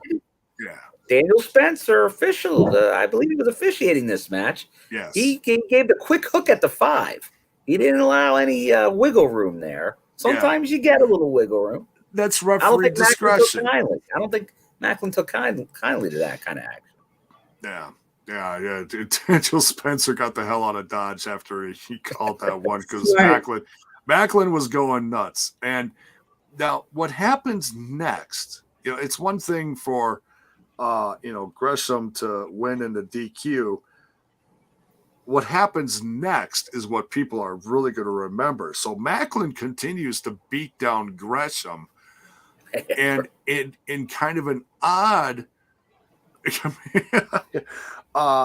set of circumstances here,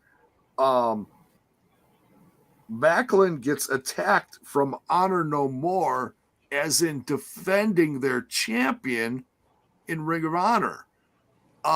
So we're supposed to boo the Honor No More guys, but most fans are cheering Gresham in this situation. Not this guy. How are fans supposed to react to this? It's very interesting. The whole Steve Maclin and Gresham storyline has been very interesting on how they're playing this, because Gresham is coming in like a face, Ring of Honor. He's the good guy. But yet you keep seeing these backstage interactions. You have what happened tonight with Honor No More coming to save him. He doesn't really seem to ever say anything negative about Honor No More. Like, he's here as Ring of Honor guy, but yet he's not condemning the actions. Maclin is the hero we need. We didn't ask for him, J-Bone, but we needed Steve Maclin. I'm becoming a huge Steve Maclin fan lately. His work in the ring is fantastic. Gresham's bringing the best out of him, and I love how he works in the ring. Snug, so snug. He's rough, man. You're feeling it the next day, I'm sure. So he's doing a great job. But this whole storyline, because you're right, because as soon as like Steve Maclin, but that's not what he wants to do. Like at times, like you're like, oh, is he trying to get a face reaction from the crowd? But that's not what he's going for. He's going old school. He's going Steve Austin style. I'm not playing to the crowd. You'll boo, you'll cheer me. I don't care. He's doing what he thinks is right now for the company. He's an impact guy right now. Yeah, that's true. He's representing the brand, and I'm proud of the guy. He is in that sense. I mean, we're excited to see the Ring of Honor Championship get defended on our show. But big picture here, yeah. I mean, it's the Steve Maclin is really showing up for the Impact Wrestling brand. I mean, he won me over in his match versus Trey. He really did. I mean, that really just impressed me there. So, Alicia, your thoughts? Yeah, on does he this? do it a little different? But he doesn't. I missed most of it, so sorry. Oh, okay. All right. Well, I mean, with the whole with the beat down here, okay, so then continuing here, Gresham is saved, using my quote fingers here for those on audio, saved from Honor from Honor No More, but then Gresham gets to the top of the ramp, looks back at the ring at the from Honor No More guys, and he's like, "No, I didn't ask for this." Well, did he do that? Yeah, he wasn't a fan of what because they tried to get him back He didn't go in the back. ring. He didn't join them in the ring. I'll agree to that. Right. That's where I'm stopping now. Right. Yeah. And he was like, no, I'm not a fan of how this went down. Seconds after that, Josh Alexander comes out and walks past Gresham. They exchange glances like, oh, okay, maybe that's something that's coming down the road. Gotta say hi to David Penzer joining us in the chat. David Penzer, we miss you on TV, man. Did the Iceman snuff you out? What happened, man? Oh man. So we go to break, we come back, and then okay, so we remember now the Josh Alexander versus Vincent match is booked, and I was very excited to see Vincent because I've seen him wrestle before, but it's been a long time because I was kind of out of touch with the whole Ring of Honor stuff for a while. So I was really interested to see how this was going to go down, and we'll get to what happened at the end in a bit. Alicia, did you see this one? I missed the first part of it. Okay. All right. So for what you did see of it, what did you think of Vincent versus Josh Alexander? What? What did you think from what you saw of the match? What did you think of Josh Alexander versus Vincent? Vincent's debut match in Impact Wrestling. It seemed interesting. I saw more of what happened after. Okay. So I feel bad, but sorry. No, that's okay. Out for a cigarette. Sorry, guys. No commercials. I got to pick and choose. We can fast forward. What did you think of Kenny King's return? I felt like this was a good energy coming in. It adding to the Ring of Honor crew that's already full of a lot of strong personalities. This is going to prove to be an interesting time for the Impact crew. It is, because now they got someone that also used to be a part of them, but is defending Ring of Honor. And Bill and I were talking in the live reaction that this whole show, the whole show feels like there's an air of chaos going on. Like anything can happen at any time. And I don't mean that in a negative way. That's a very exciting feeling in wrestling. Like, oh, what's going to happen? Is someone going to show up and do something? I love that feeling in wrestling. You got a hot show when anything can happen. Like that's when, like ECW back in the day, some early TNA days, like those moments where it's like you go to a show, what could happen? That's why people are tuning in. That's why ratings are going up every week. People are like, what's going to happen? Like this is the hot storyline going on right now. Yeah, you got mystery people showing up. You got debuts. You got surprises. It's all fun. I want to squash this little beef between David Penzer and Alicia. Yeah. No, what beef? No, I'm kidding. It's not a beef. He was just having a little fun because you were just a little out of sorts for a second. That's all. Because you missed part of the match. It's okay. It's all good. We love you, Penzer. So So the attack from Kenny at the end of the match, great match between Vincent and Josh Alexander. I would have said that. I was very impressed with Vincent's in-ring debut. We're getting a lot of these. We got PCO last week versus Chris Sabin. Yep.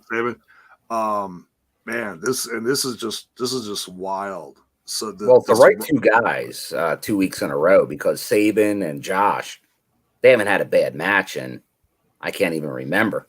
So PCO and then Vincent, you were going to get the best out of them by putting those opponents against them. But Vincent, he was a main event run with Ring of Honor with Taven, obviously towards the end there. They really weren't getting along as that ended. So it's interesting that they are now in Honor No More. But now he's good, because I remember seeing him on the Indies not too far from here for a couple of years, and then he got obviously involved with the Kingdom on the Indies with Taven and Bennett.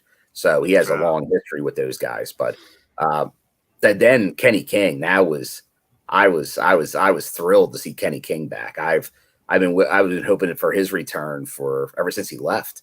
I thought his run in the X division as champion was fantastic years ago. So very cool moment there. Even though I can't support Honor No More, I do like a lot of the people in it. Right. So you got to pick sides here.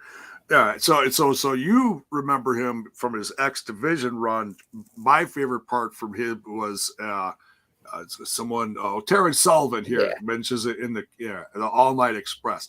I loved that tag team, and that goes back 10 years ago when I first started watching them on television between 2011, 2010, 2013, whatever it was, when Charlie Haas, Shelton Benjamin, the Briscoes, that whole tag division was just hot. So much fun to watch. So I am absolutely a fan of Kenny King. When he showed up in TNA back in the day, it was just, I was like, I wish he was back on Ring of Honor. Like it kind of just felt the same way for me as Michael Bennett's run.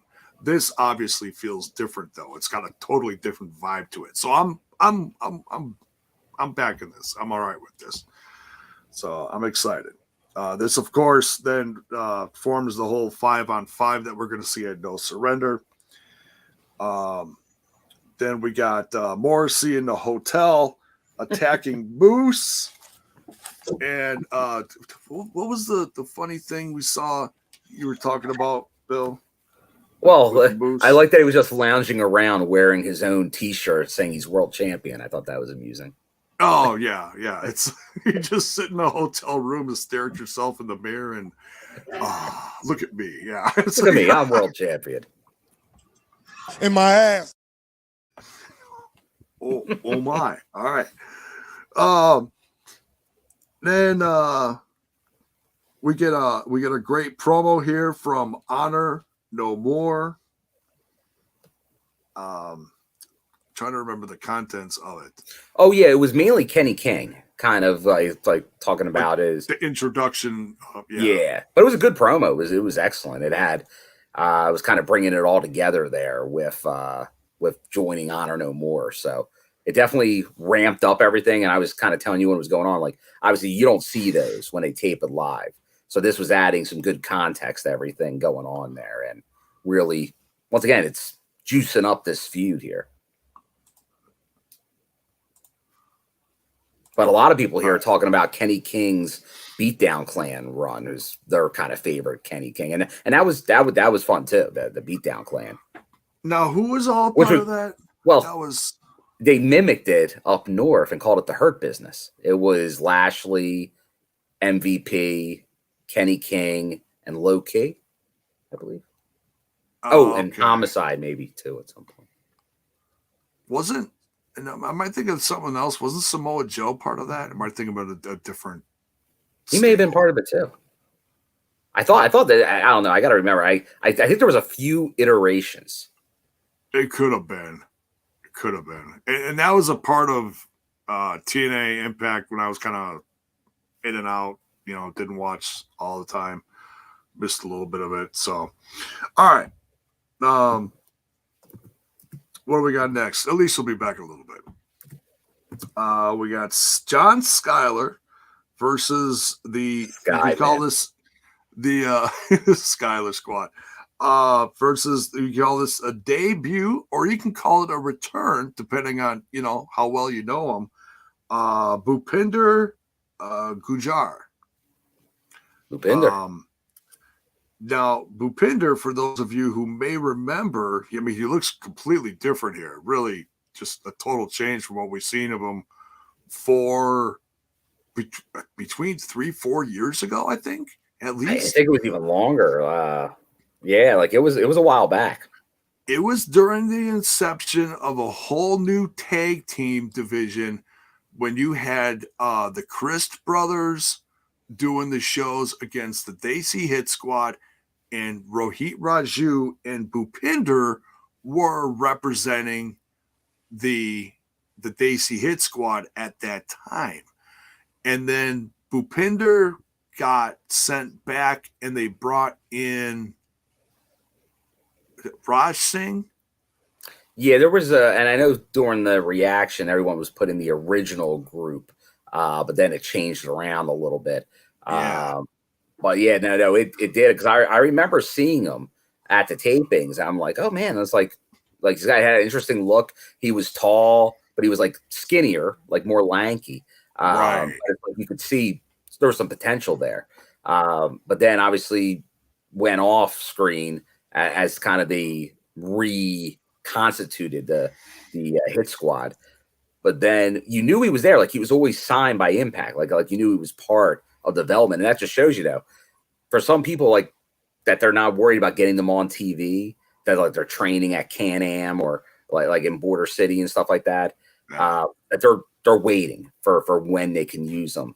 And it starts here with this match with John Skyler. Right. So he's back. Great to see him back. He's in tremendous shape. Great look. Grew his hair out. Just looked ready. Looked great. And his finisher, Bill, my God, that second rope spear, just nice. Devastating. I loved it. Like he was just holding on to those ropes, and I'm like, oh my God, what's coming here? And he just launched himself halfway across the ring and speared. Nah, it was good. He right on point. Hit all the marks. So very good reintroduction to Bhupinder here. And for anyone wondering, at the beginning of that match, when Skyler is yelling at someone in the crowd, that is me he's yelling at. He didn't like me getting on. I never know. Me, the Sky Man, like when you're a heel, and I think he's a heel, I think I gave him as soon as the bell rung, you suck, Skyler. He didn't like that. But then right after it, he kind of backed off it real quick. So I don't know, because sometimes like after a Vegas taping, he was very complimentary about the fans. I'm like, I said it on here. I'm like, I gotta cheer this guy now. But then he went on Ziggy Dice's show, and he was a complete heel. So he keeps confusing me with Skyler. So we'll see. We'll see at the next set of tapings in New Orleans. Maybe we'll be chummy. We'll be best of buds, or I'll boom again, and we'll get into it. Who knows? Maybe you'll have a little high five ski. I don't think that will happen, but we'll see. Let's see, we play that old soundbite, but I think I got rid of it. You and I will never be friends. All right. So Bhupinder gets a win here, celebrating with Raj Singh. Did something else happen at the end there that I missed? Well, Raj comes out after the match to meet him in the ring, but Bhupinder doesn't seem too interested in what Raj has. Like he kind of gives him the look, gives him the stare. Like, oh, that's interesting. So it's not just an automatic boom putting these guys I together. don't know. It seems There's a uneasy. little- It seems uneasy. Okay. There was I'm gonna have tension to. there. You could cut it with a knife. Oh, that's okay. All right. Then we get footage of WWE's Royal Rumble, Royal Rumble from this past weekend. Shows the debut of Mickie James entering with the Impact Knockouts Championship around her waist and her own theme music, Hardcore Country, playing. Hit it, Bill. Hardcore country. So I was hoping we were gonna get there. I'm sorry, I'll let you. No, I was just gonna hardcore country. That's all. Oh, okay. You're good. You saved us all. Go ahead. It's all right. So I was surprised but happy to see that they shared this with the fans, because I did not watch. I know there were a lot of Impact fans that probably did watch specifically for this, just to see, one of their favorite knockouts get some acclaim on a bigger stage. Number 20, 20th anniversary. Yes. Yeah, those numbers there. Elisa, what did you think of the footage, what they showed? I thought it was good, fair. Epic moment for Mickie to be rocking that Impact title at the Royal Rumble. Love it. It's good shit. It's good shit. It's good. That's great shit. It's great shit. Look, and I know there's a lot of different opinions out there, because I know there were others part of this roster who were invited and turned it down. Completely understandable. Mickie James has been around a little longer. It's called the wrestling business, and she's done business a lot of times all over the world. So she's got a different point of view than others, maybe. And I'm sure there was some kind of like deal in place, like, okay, if I'm coming back, here's my demands. Yep. As it should be. They owe her a lot. They do. The exit wasn't great. There was some controversy with that. So, hey, not a bad sign from, no matter what you think of the company, not a bad sign from the WWE, showing some respect like that. Bill, what you think? No, I thought this was I thought this was great. And this is you know me, I'm not the biggest fan of that other promotion, but I did watch, like, as soon as I heard on social media, like, I knew she was in the match. But then when I heard people say she entered the match, I'm like, okay, let me tune in. I had Comcast a couple years ago. As soon as Peacock launched, some reason I still have Peacock, so I put it on, and there we go, Royal Rumble. I rewound it like a minute and a half for her entrance. Seeing her come out wearing the title with Hardcore Country, great moment, historic moment. That I believe, and I'd have to see, like, maybe at some point, maybe there was like a AAA or something, like a technicality, but the focus on another company's title, it almost seemed like, since it just brought back memories of Ric Flair coming out with the big gold belt before they started distorting it. It was like, whoa, this is crazy. What's going on here? This is like unheard of type things happening. So that was great to see. That she went in there, and I think she went between 10 and 12 minutes. Like, she wasn't just there and out, and she got eliminated by Lita, Amy Dumas, a friend of the show. That's fantastic. You couldn't have kind of written it better. Like, and for how bad, you're right, that exit was, they needed to do some good PR work on this. They don't always do that. Sometimes they do. Here they did some good work on this. So I thought for Mickie, like, who came out looking great in this? Mickie James and Impact Wrestling. Everyone was talking about Impact at the Rumble. Later on, you had that moment with AJ and Bobby Roode, TNA chants in the crowd. Oh, the loudest chant through the whole show? Yeah. She got the biggest pop in that Rumble.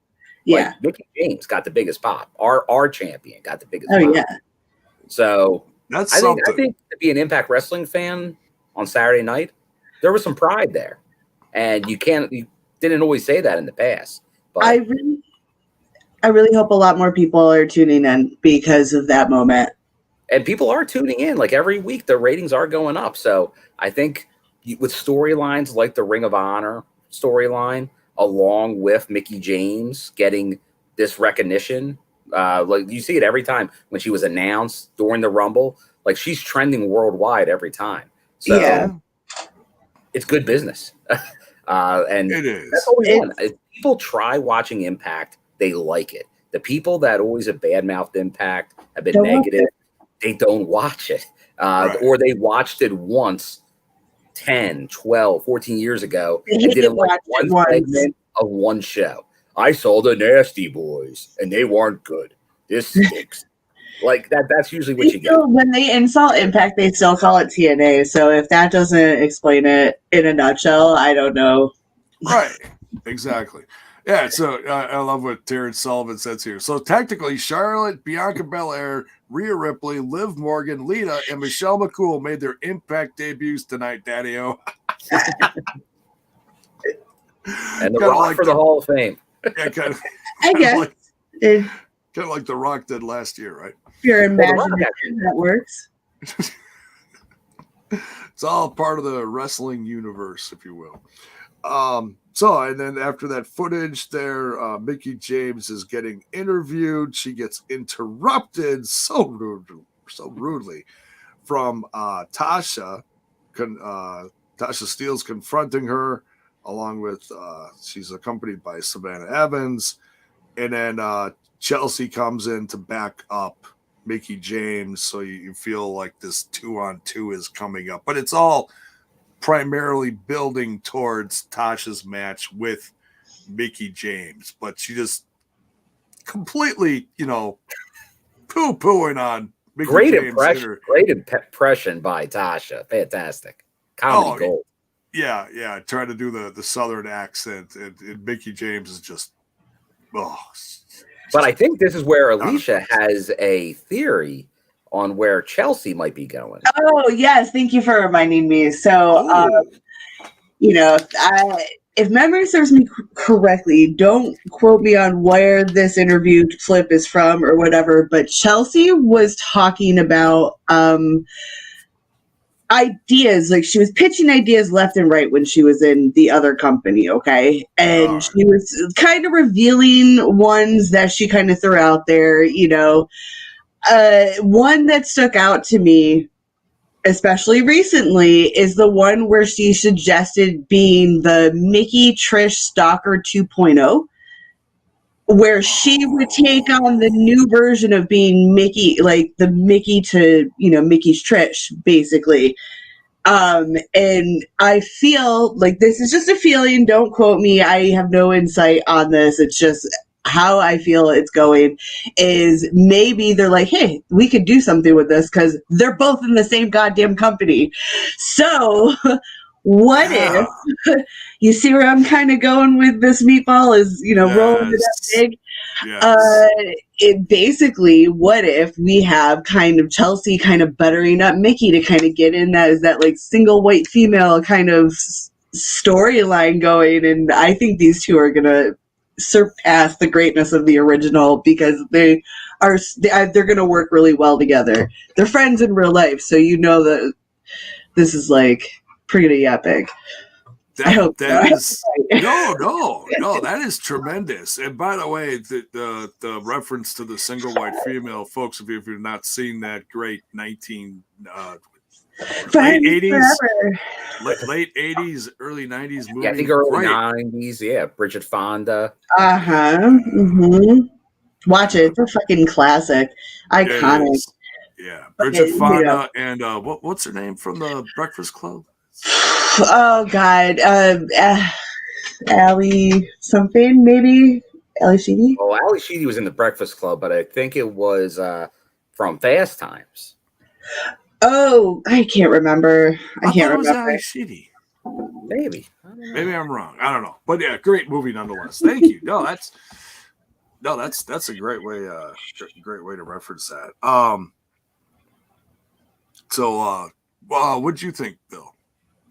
No, I thought this was going to be an interesting storyline. They're definitely teasing. Obviously, we saw what happened with Cardona earlier, so we'll see what happens with like Chelsea's gonna turn.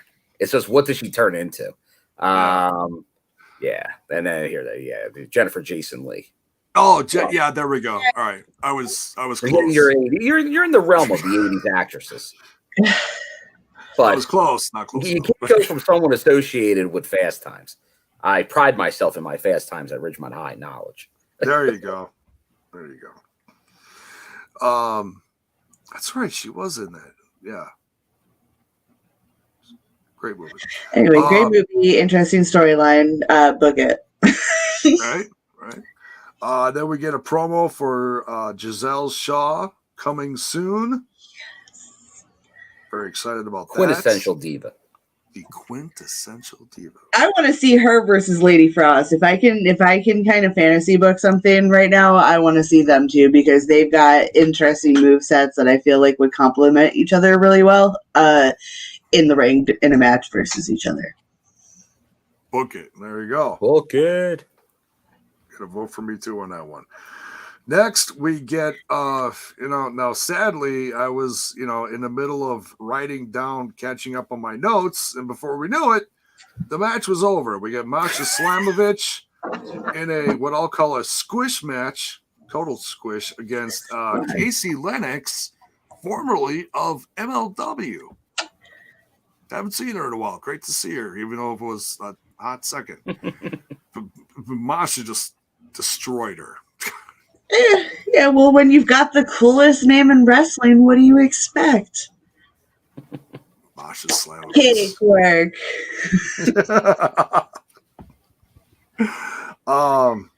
Hope to see Kaci Lennox again. Hopefully she's walking. Poor Kaci Lennox. But yeah, you'll be fine.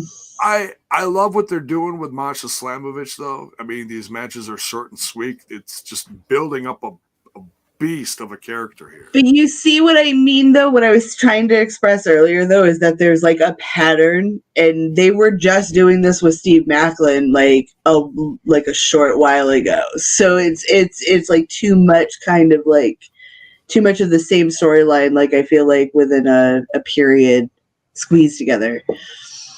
Okay, different story, like characters, but similar matches. But the squash element, that's what I mean, is just the squash element. Yeah, I hear you. I get it. Trust me, I totally get it. But there's got to be a different way of going about introducing strong characters. Yeah, I feel you there. It'll be interesting to see what they do with her because I mean, obviously, you can't do these forever. Just as long as Masha Slamovich, she doesn't scream into a microphone, "Feed me more." I'm good. I'm good. But I'm so full. Bill, thoughts on this match? No, I once again they're definitely prepping Masha here, just like they were with JONAH, and we saw like JONAH like smash, but then Josh Alexander got in his way, beat him, but then smash again. So same thing now with Masha. She's knocking out everybody, but she's going to come up to a roadblock sooner rather than later, probably. And what's going to happen there? Will she get through it? It depends how much of a roadblock. Like, will it be a Deanna type roadblock? Will it be Jordynne? Could it be Jordynne? Could it be an intergender? Could she go after Matt Cardona? Who knows? There's a lot of angles you could go. Like maybe she goes that way. Maybe somebody we've seen Honor No More run rampant everywhere. I suggested earlier, maybe we get some ladies from Ring of Honor to start showing up and join Honor No More. I suggest she just had a match where she was a Crimson Mask, like Candice LeRae was. Session Moth Martina, have her show up. Ooh. I think that would be. She is fun. I think that would be a great addition to the roster. And hey, maybe that versus Masha. Let's get crazy right now. This is 2022. Impact Wrestling's thriving. Let's go nuts here this year. Yeah. Nowhere to go but up. And you lose people sometimes, and it sucks to see some favorites, go by the wayside. But to see the new, fresh faces and these exciting, mysterious times happening right now, this is the most exciting it's been for me personally for this company in the last 2 years. And they've really done the best that they could in the last 2 years, given everything going on worldwide. But this is exciting. This is really just taking a negative, what happened with Ring of Honor, and they're completely rebooting everything, and they're turning it into a positive. And plus, you got the connection with the New Japan and the Bullet Club invasion.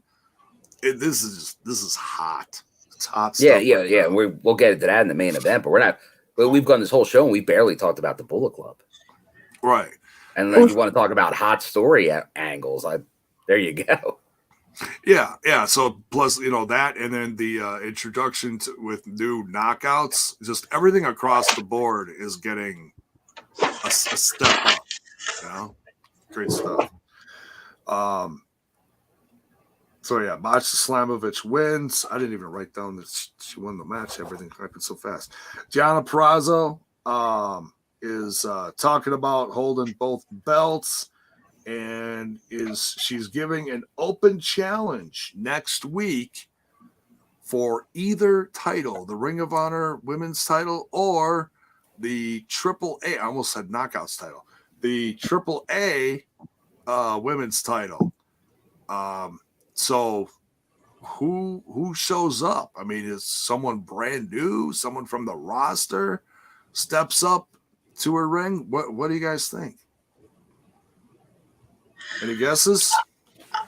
Anything is possible. Bill, you have to play stupid with this one. Just give me anything. I am the f***ing greatest. Well, there's that. When Deanna's like this right now, I don't know if anyone could come in and beat her. So she's tough to beat right now. Her only kryptonite really has been Su Yung at times so far. So Jordynne at times, and Jordynne just got freed up. We'll see. But I think there's some new arrivals could be on the docket. Yeah. We'll see what happens. But it's an interesting play. We know what that was. Deanna went against Masha at the knockout, right? That was her first match. That's what got her the contract. Yeah, there you go. Terrence Sullivan throws an interesting one here. Take two. Santana Garrett. Former Brittany. Name. Former Brittany. Now, how many years ago was it? Was it like 6? Probably Sam Shaw. That was before the. That was before Anthem. That's full bred TNA Orlando still. So 2014, bro. Yeah, it's probably 2014. Probably 2014. Wow. So she's been around. She's done wow. She showed up down south in AEW for a handful of shows. Up north. She was up north for a while. Yeah, she's been all over the place. So she's not green at all. She's been around. Santana Garrett is great. Yeah, we'll see. We'll have to wait and see who accepts this open challenge and for what title. Can't wait. For what title? But first, I'd like to thank Kill Steel here, who says TNI merch plus PWT sale equals satisfied. Oh, is there a little sale going on, J-Ben? There is. PWT's probably ends. It goes through tomorrow at some point. You have to check the website and find out. PWT's has a flash sale going on. Started the 2nd, goes through the 4th of February. 20% off. There are some limitations. I'm not sure what they are. You have to go to the website and find out. But that link is in the description of the video. You just go to the site and look up the Total Nonstop Impact. There's some great new designs that we've gotten over the last several months representing this brand or Team TNI UK. So, and they've grown so much over the last calendar year. Tremendous to see them. They're Bison and the crew are just killing it. So props to them. Daniel Spencer says tomorrow at 1 Eastern. All right. So head to the site, go get your 20% off, get yourself some brand new TNI merch. There we go. Sporting an old school one right there. Oh, Zach Bonifer, thank you. 2010, 2013 to 14, and then 2017. Yeah, that was for the last knockdown before this year. Okay. There we go. So, yeah, go get yourself some fresh merch. And some of those designs are from the one, the only One of the Dead. So you know they're good. Main event time. Bullet Club, represented by Chris Bay, Jay White, and G.O.D. Tama, Tonga, and Tanga Loa. Did I get that right? Yes. Very good, J-Bo. A little rusty on those guys, but yeah, we're going to be seeing more of them, obviously. Good old G.O.D. So glad they're there. Versus Ace Austin, we should say Impact Wrestling's. Ace Austin, Madman Fulton, Jake Something, and Speedball. Mike. It's been a bangorama. This main event was so fun. Like, it's just one of those that you say that everybody got their shit in. My jaw just drops. Probably pull Alicia damn near falling out of her chair every time you see Speedball Mike Bailey getting in the ring, flipping around, dodge stuff. Just shit happening every second. Oh, you just don't blink, folks. Seriously, do not blink. Like Jay White. And it went pew. Jay White and Speedball in the ring. Shut up and take my money. Just so much fun. Yeah, I think I could say that with Mike Bailey and like 10 opponents right now. And if you haven't I worry about his toes. You're right, because he does go shoeless. Fala used to wrestle barefoot, and he didn't after a while. He's like, no. And I was surprised because when Vincent, in part of this whole invasion thing, Vincent was showing up barefoot, but for the match, he had boots on. Yeah. So I was a little surprised, but smart. It is. I mean, to each their own, but yeah. When you lose a toenail, you understand why shoes are important. I've had that happen twice. It's not good time. You're going to have a bad time. A lightning rod for doing that to my feet. I can't even admit. Is that when you stopped wrestling, Alicia? Yeah. Totally. Same for you, Bill, I'm assuming. You just exited the ring like, nope. No, I gutted it out, but then But actually the one time it was like at the beginning, like it was back in college and I was on like a field trip and for like a travel study class. And it was like at the beginning of a day, like doing all kinds of walking, and I went all day on it, man. It was like I had a little hitch in my giddy up, and then I saw the toe doctor. And patched up. It's like, all right, it's got to go, and then start over. So it was some times going on there.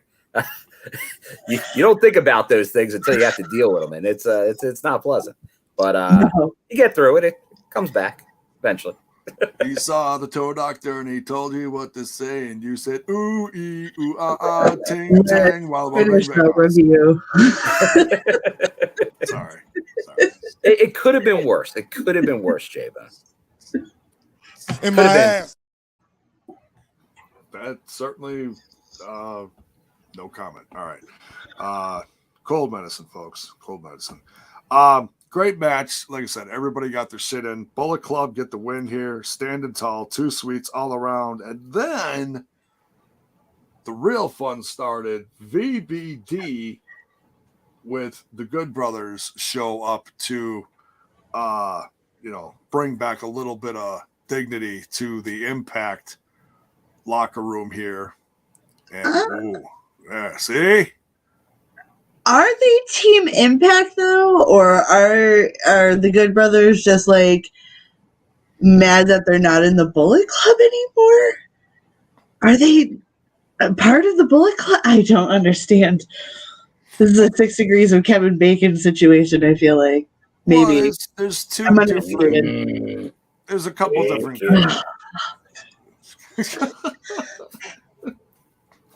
It looks too into your soul. That is not. It's very intense. Yeah. I mean, I think a lot of fans love that the Bullet Club is a part of this. You're supposed to boo them because it's enemy territory coming in, but yeah, I think some fans, including myself, you're like, you don't know what to cheer sometimes because you look at VBD and you're like, oh, boo, Good Brothers, boo. Yeah, but they came to save the day. And I think from what I remember, the crowd actually popped when they showed up to beat up the Bullet Club. Yeah. So, it's all fun. I'm happy to see it going down. It's good shit. It is. It's all fun. It's wrestling. Don't overthink it. So it's official. We're getting, as part of the tag team titles, with all this chaos going on, we're getting GOD versus the Good Brothers at No Surrender. And that's a long rumored match for the last couple of years. This was at the show I was at in LA, the New Japan show. This match was teased. So we're getting it in Impact. Yeah. Now, maybe there'll be a few of these matches, but we're getting the first one in Impact, which is cool. Yeah. Yeah. And I have absolutely no doubt that this is going to go across to the New Japan Strong shows at some point too. That'd be great. It's not definite, but it makes sense. If you want to build that touring brand, inject some fun stuff into it. I'm sure Chris Bay is going to be a part of it too. Who knows? And which was nice that Chris Bay, for the Impact Bullet Club as the leader, he got the win here to get that revenge over the Jake something, defeating him last week. So he got revenge there. But we saw this match, like this team didn't get along. Ace Austin would not let Jake something in the match. Speedball, I don't think knew what was going on half the time. So Ace just he caused his own demise in this match.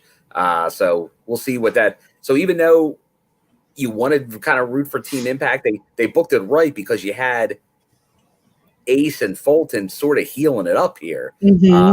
Speedball kind of in the middle, like not picking a side. And then you had Jake, who wanted to help out, but couldn't help out, really. But then, obviously, the Bullet Club does their thing and gets over on Jake. But the Bullet Club, that's always going to be a thing. They'll never be... And this version acts more face, probably, than even other versions of the Bullet Club. They attacked a guy that beat them. But they were attacking a guy that beat their guy. But they really played it a crowd.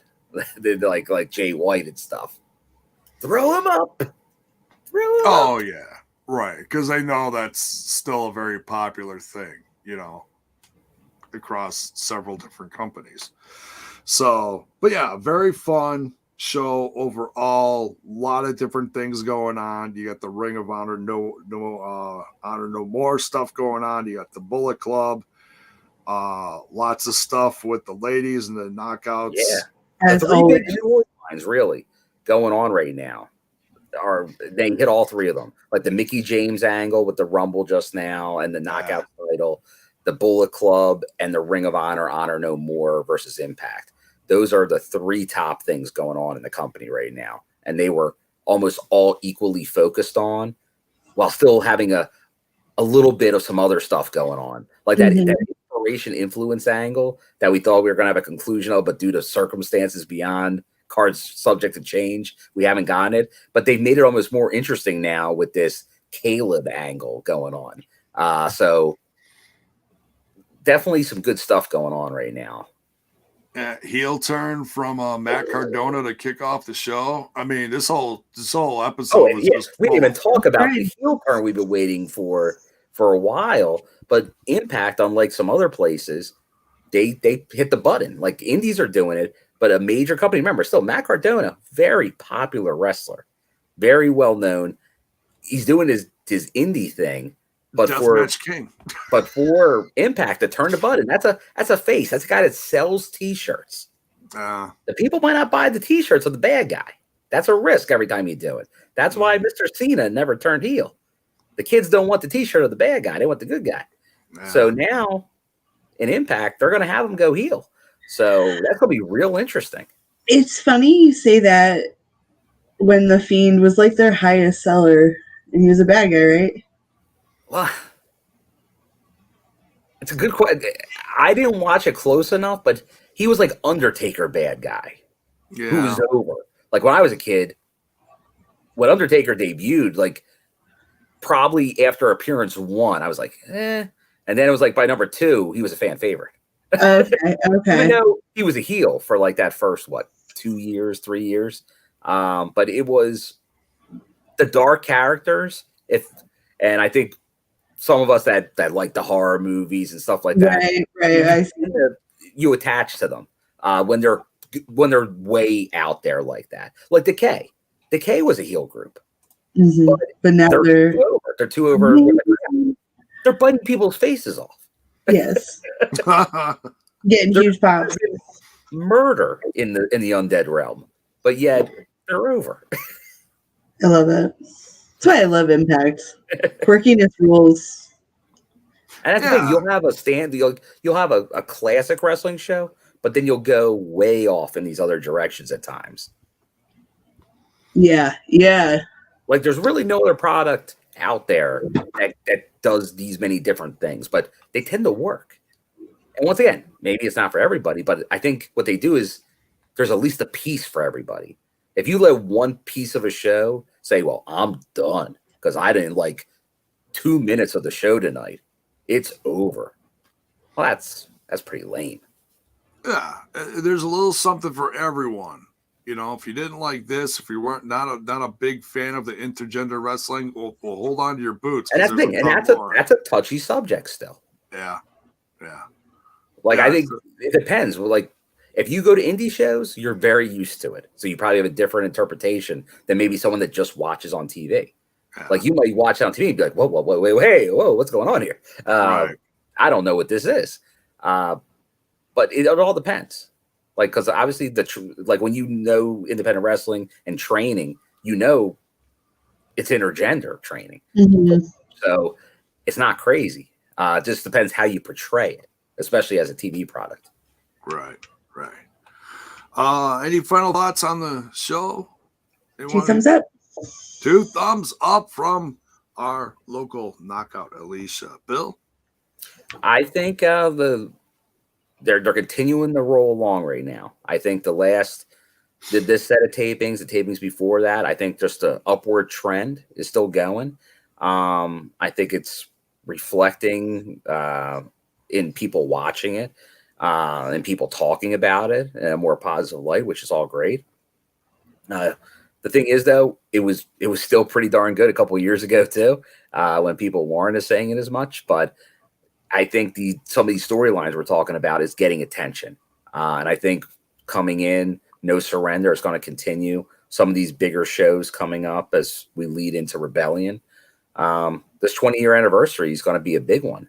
And Jay, I don't know if you were going to say it before it ended, and I don't have all the details, but you did talk because this 20-year anniversary makes me think of the great color man that TNA started with, Don West, and there's something coming up for Don West. Oh yeah. Thanks for reminding me. We talked about PWTs a little bit ago, and Matt Cardona, I think, put this out there along with, because he's big on the whole like micro brawler action figure deal. Put out there that on is it the 7th? I'm not sure the dates on this. You have to go check the socials. But, oh, there's a kitty. He's yelling at me. Sorry. It's time for treats. Damn it. Yeah. Right. So Don West is getting his own micro brawler for like $15.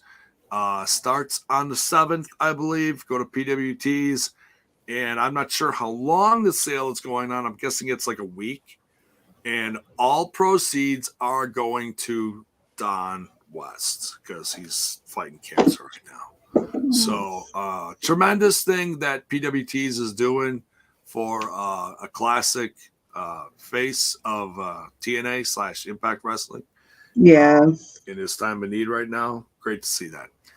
They've done this with others in the past, for raising funds for the other things like Jimmy Rave. Who else?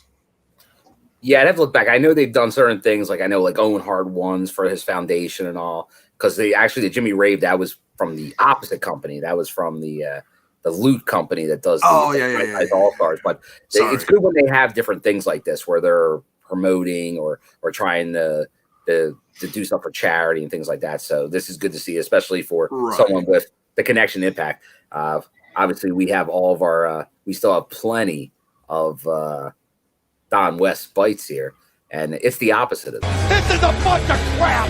This shit sucks. But it's the opposite of that. It's fantastic. He'll say that about cancer. We could all say that about. That's cancer. right. That's right, J-Bone. Cancer sucks. So yeah, keep an eye out for that for PWTs, and I'm sure Matt Cardona will be sharing it again along with Impact Wrestling. All right, I guess I won't call him Mid Cardona for being a nice guy there. Yeah. Well, he shared this before he turned heel, so who knows what he's going to do. Maybe he'll put up the promo card. He'll paint a little face on Don West. I don't know. But anyways, let's go. Let's get out of here. We went a little long tonight, but that was because we had a special guest at the top of the show, which we want to thank again, Mr. Sam Beale, Mr. Permfection himself. Thank you for joining us again. Folks, if you came in late, go to the first half hour of the show. We had a lovely chat with Mr. Sam Beale and got to know him a lot better. Had a lot of fun. I think we haven't had guests in a while. I'd say it's one of our most fun guests that we ever had. That was a blast. That's good. Sam was great. All right, let's go around the horn, give our socials, and we'll call it a night. Alicia, where can they find you? You can find me under the handle Alicia BKK on Twitter and Instagram. All right. And don't forget to take care of that cat later. Bill, where can they find you? You can find me the usual places as well. My name, William M. Gardner, and Instagram's the same, at William M. Gardner. I did post a picture from the Florida set, but mainly on Twitter, I'll be throwing some thoughts here and there. Just one? I one picture, Jay. That's you get a piece, you get a taste. Come on, Bill. So maybe it's like pulling teeth. Give us something here. No. Maybe you'll get more. Maybe in New Orleans, I'll get crazy. I'll be walking down Bourbon Street, and I'll just be posting pictures left and right. Like 3 of them. That would be a lot of pictures. I don't give it away for free. Oh. I guess I do. I guess that's what Instagram is. But okay. There you go. Perfect. Where can they find you, J-Bone? You can find me over in that other little podcast called Smash This Podcast. We kicked things off again early this morning, talking about some craziness from last night's AEW. If you're an AEW fan, I've been talking a lot about that lately. Of course, I was off for a few weeks because I was a little under the weather bone. But, we talk news and all sorts of stuff. I'm working on some other things coming up for Smash This Podcast. If you want to follow me on the old Twitter box, it's jbone5150. You can find the show itself here, Total Nonstop Impact. Just type in We Talk Impact on your socials. You'll find it all over the place on your Twitter, your Instanet, your Facebox, and wherever you get your podcast audio. Apple, iTunes, Stitcher Radio, Google Play, TuneIn Radio, iHeartRadio, Spotify, SoundCloud, Pandora. Just type in Total Nonstop Impact and you will find it. And that's going to be it for this one. We will be back. Let's see what's going on. Tomorrow night. Jump in the Discord. That link is in the description as well. And it's a great time to join the Patreon because if you're a Patreon member, we will be sharing the AAW show for our Patreon members in the Discord for the Treehouse section for viewing. Trent's very proud of that. We want to share that with our friends. And so, you can join for as cheap as $3 a month. And we share stuff like that all the time. And sometimes for all of our fans in the Discord. But we love our Discord. If you're tired of the negativity of the Facebox and the Twitter box and whatever, jump into Discord. That link is in the description. Go check it out. The merch, PWTs, that sale is on through tomorrow at noon, 1 Eastern.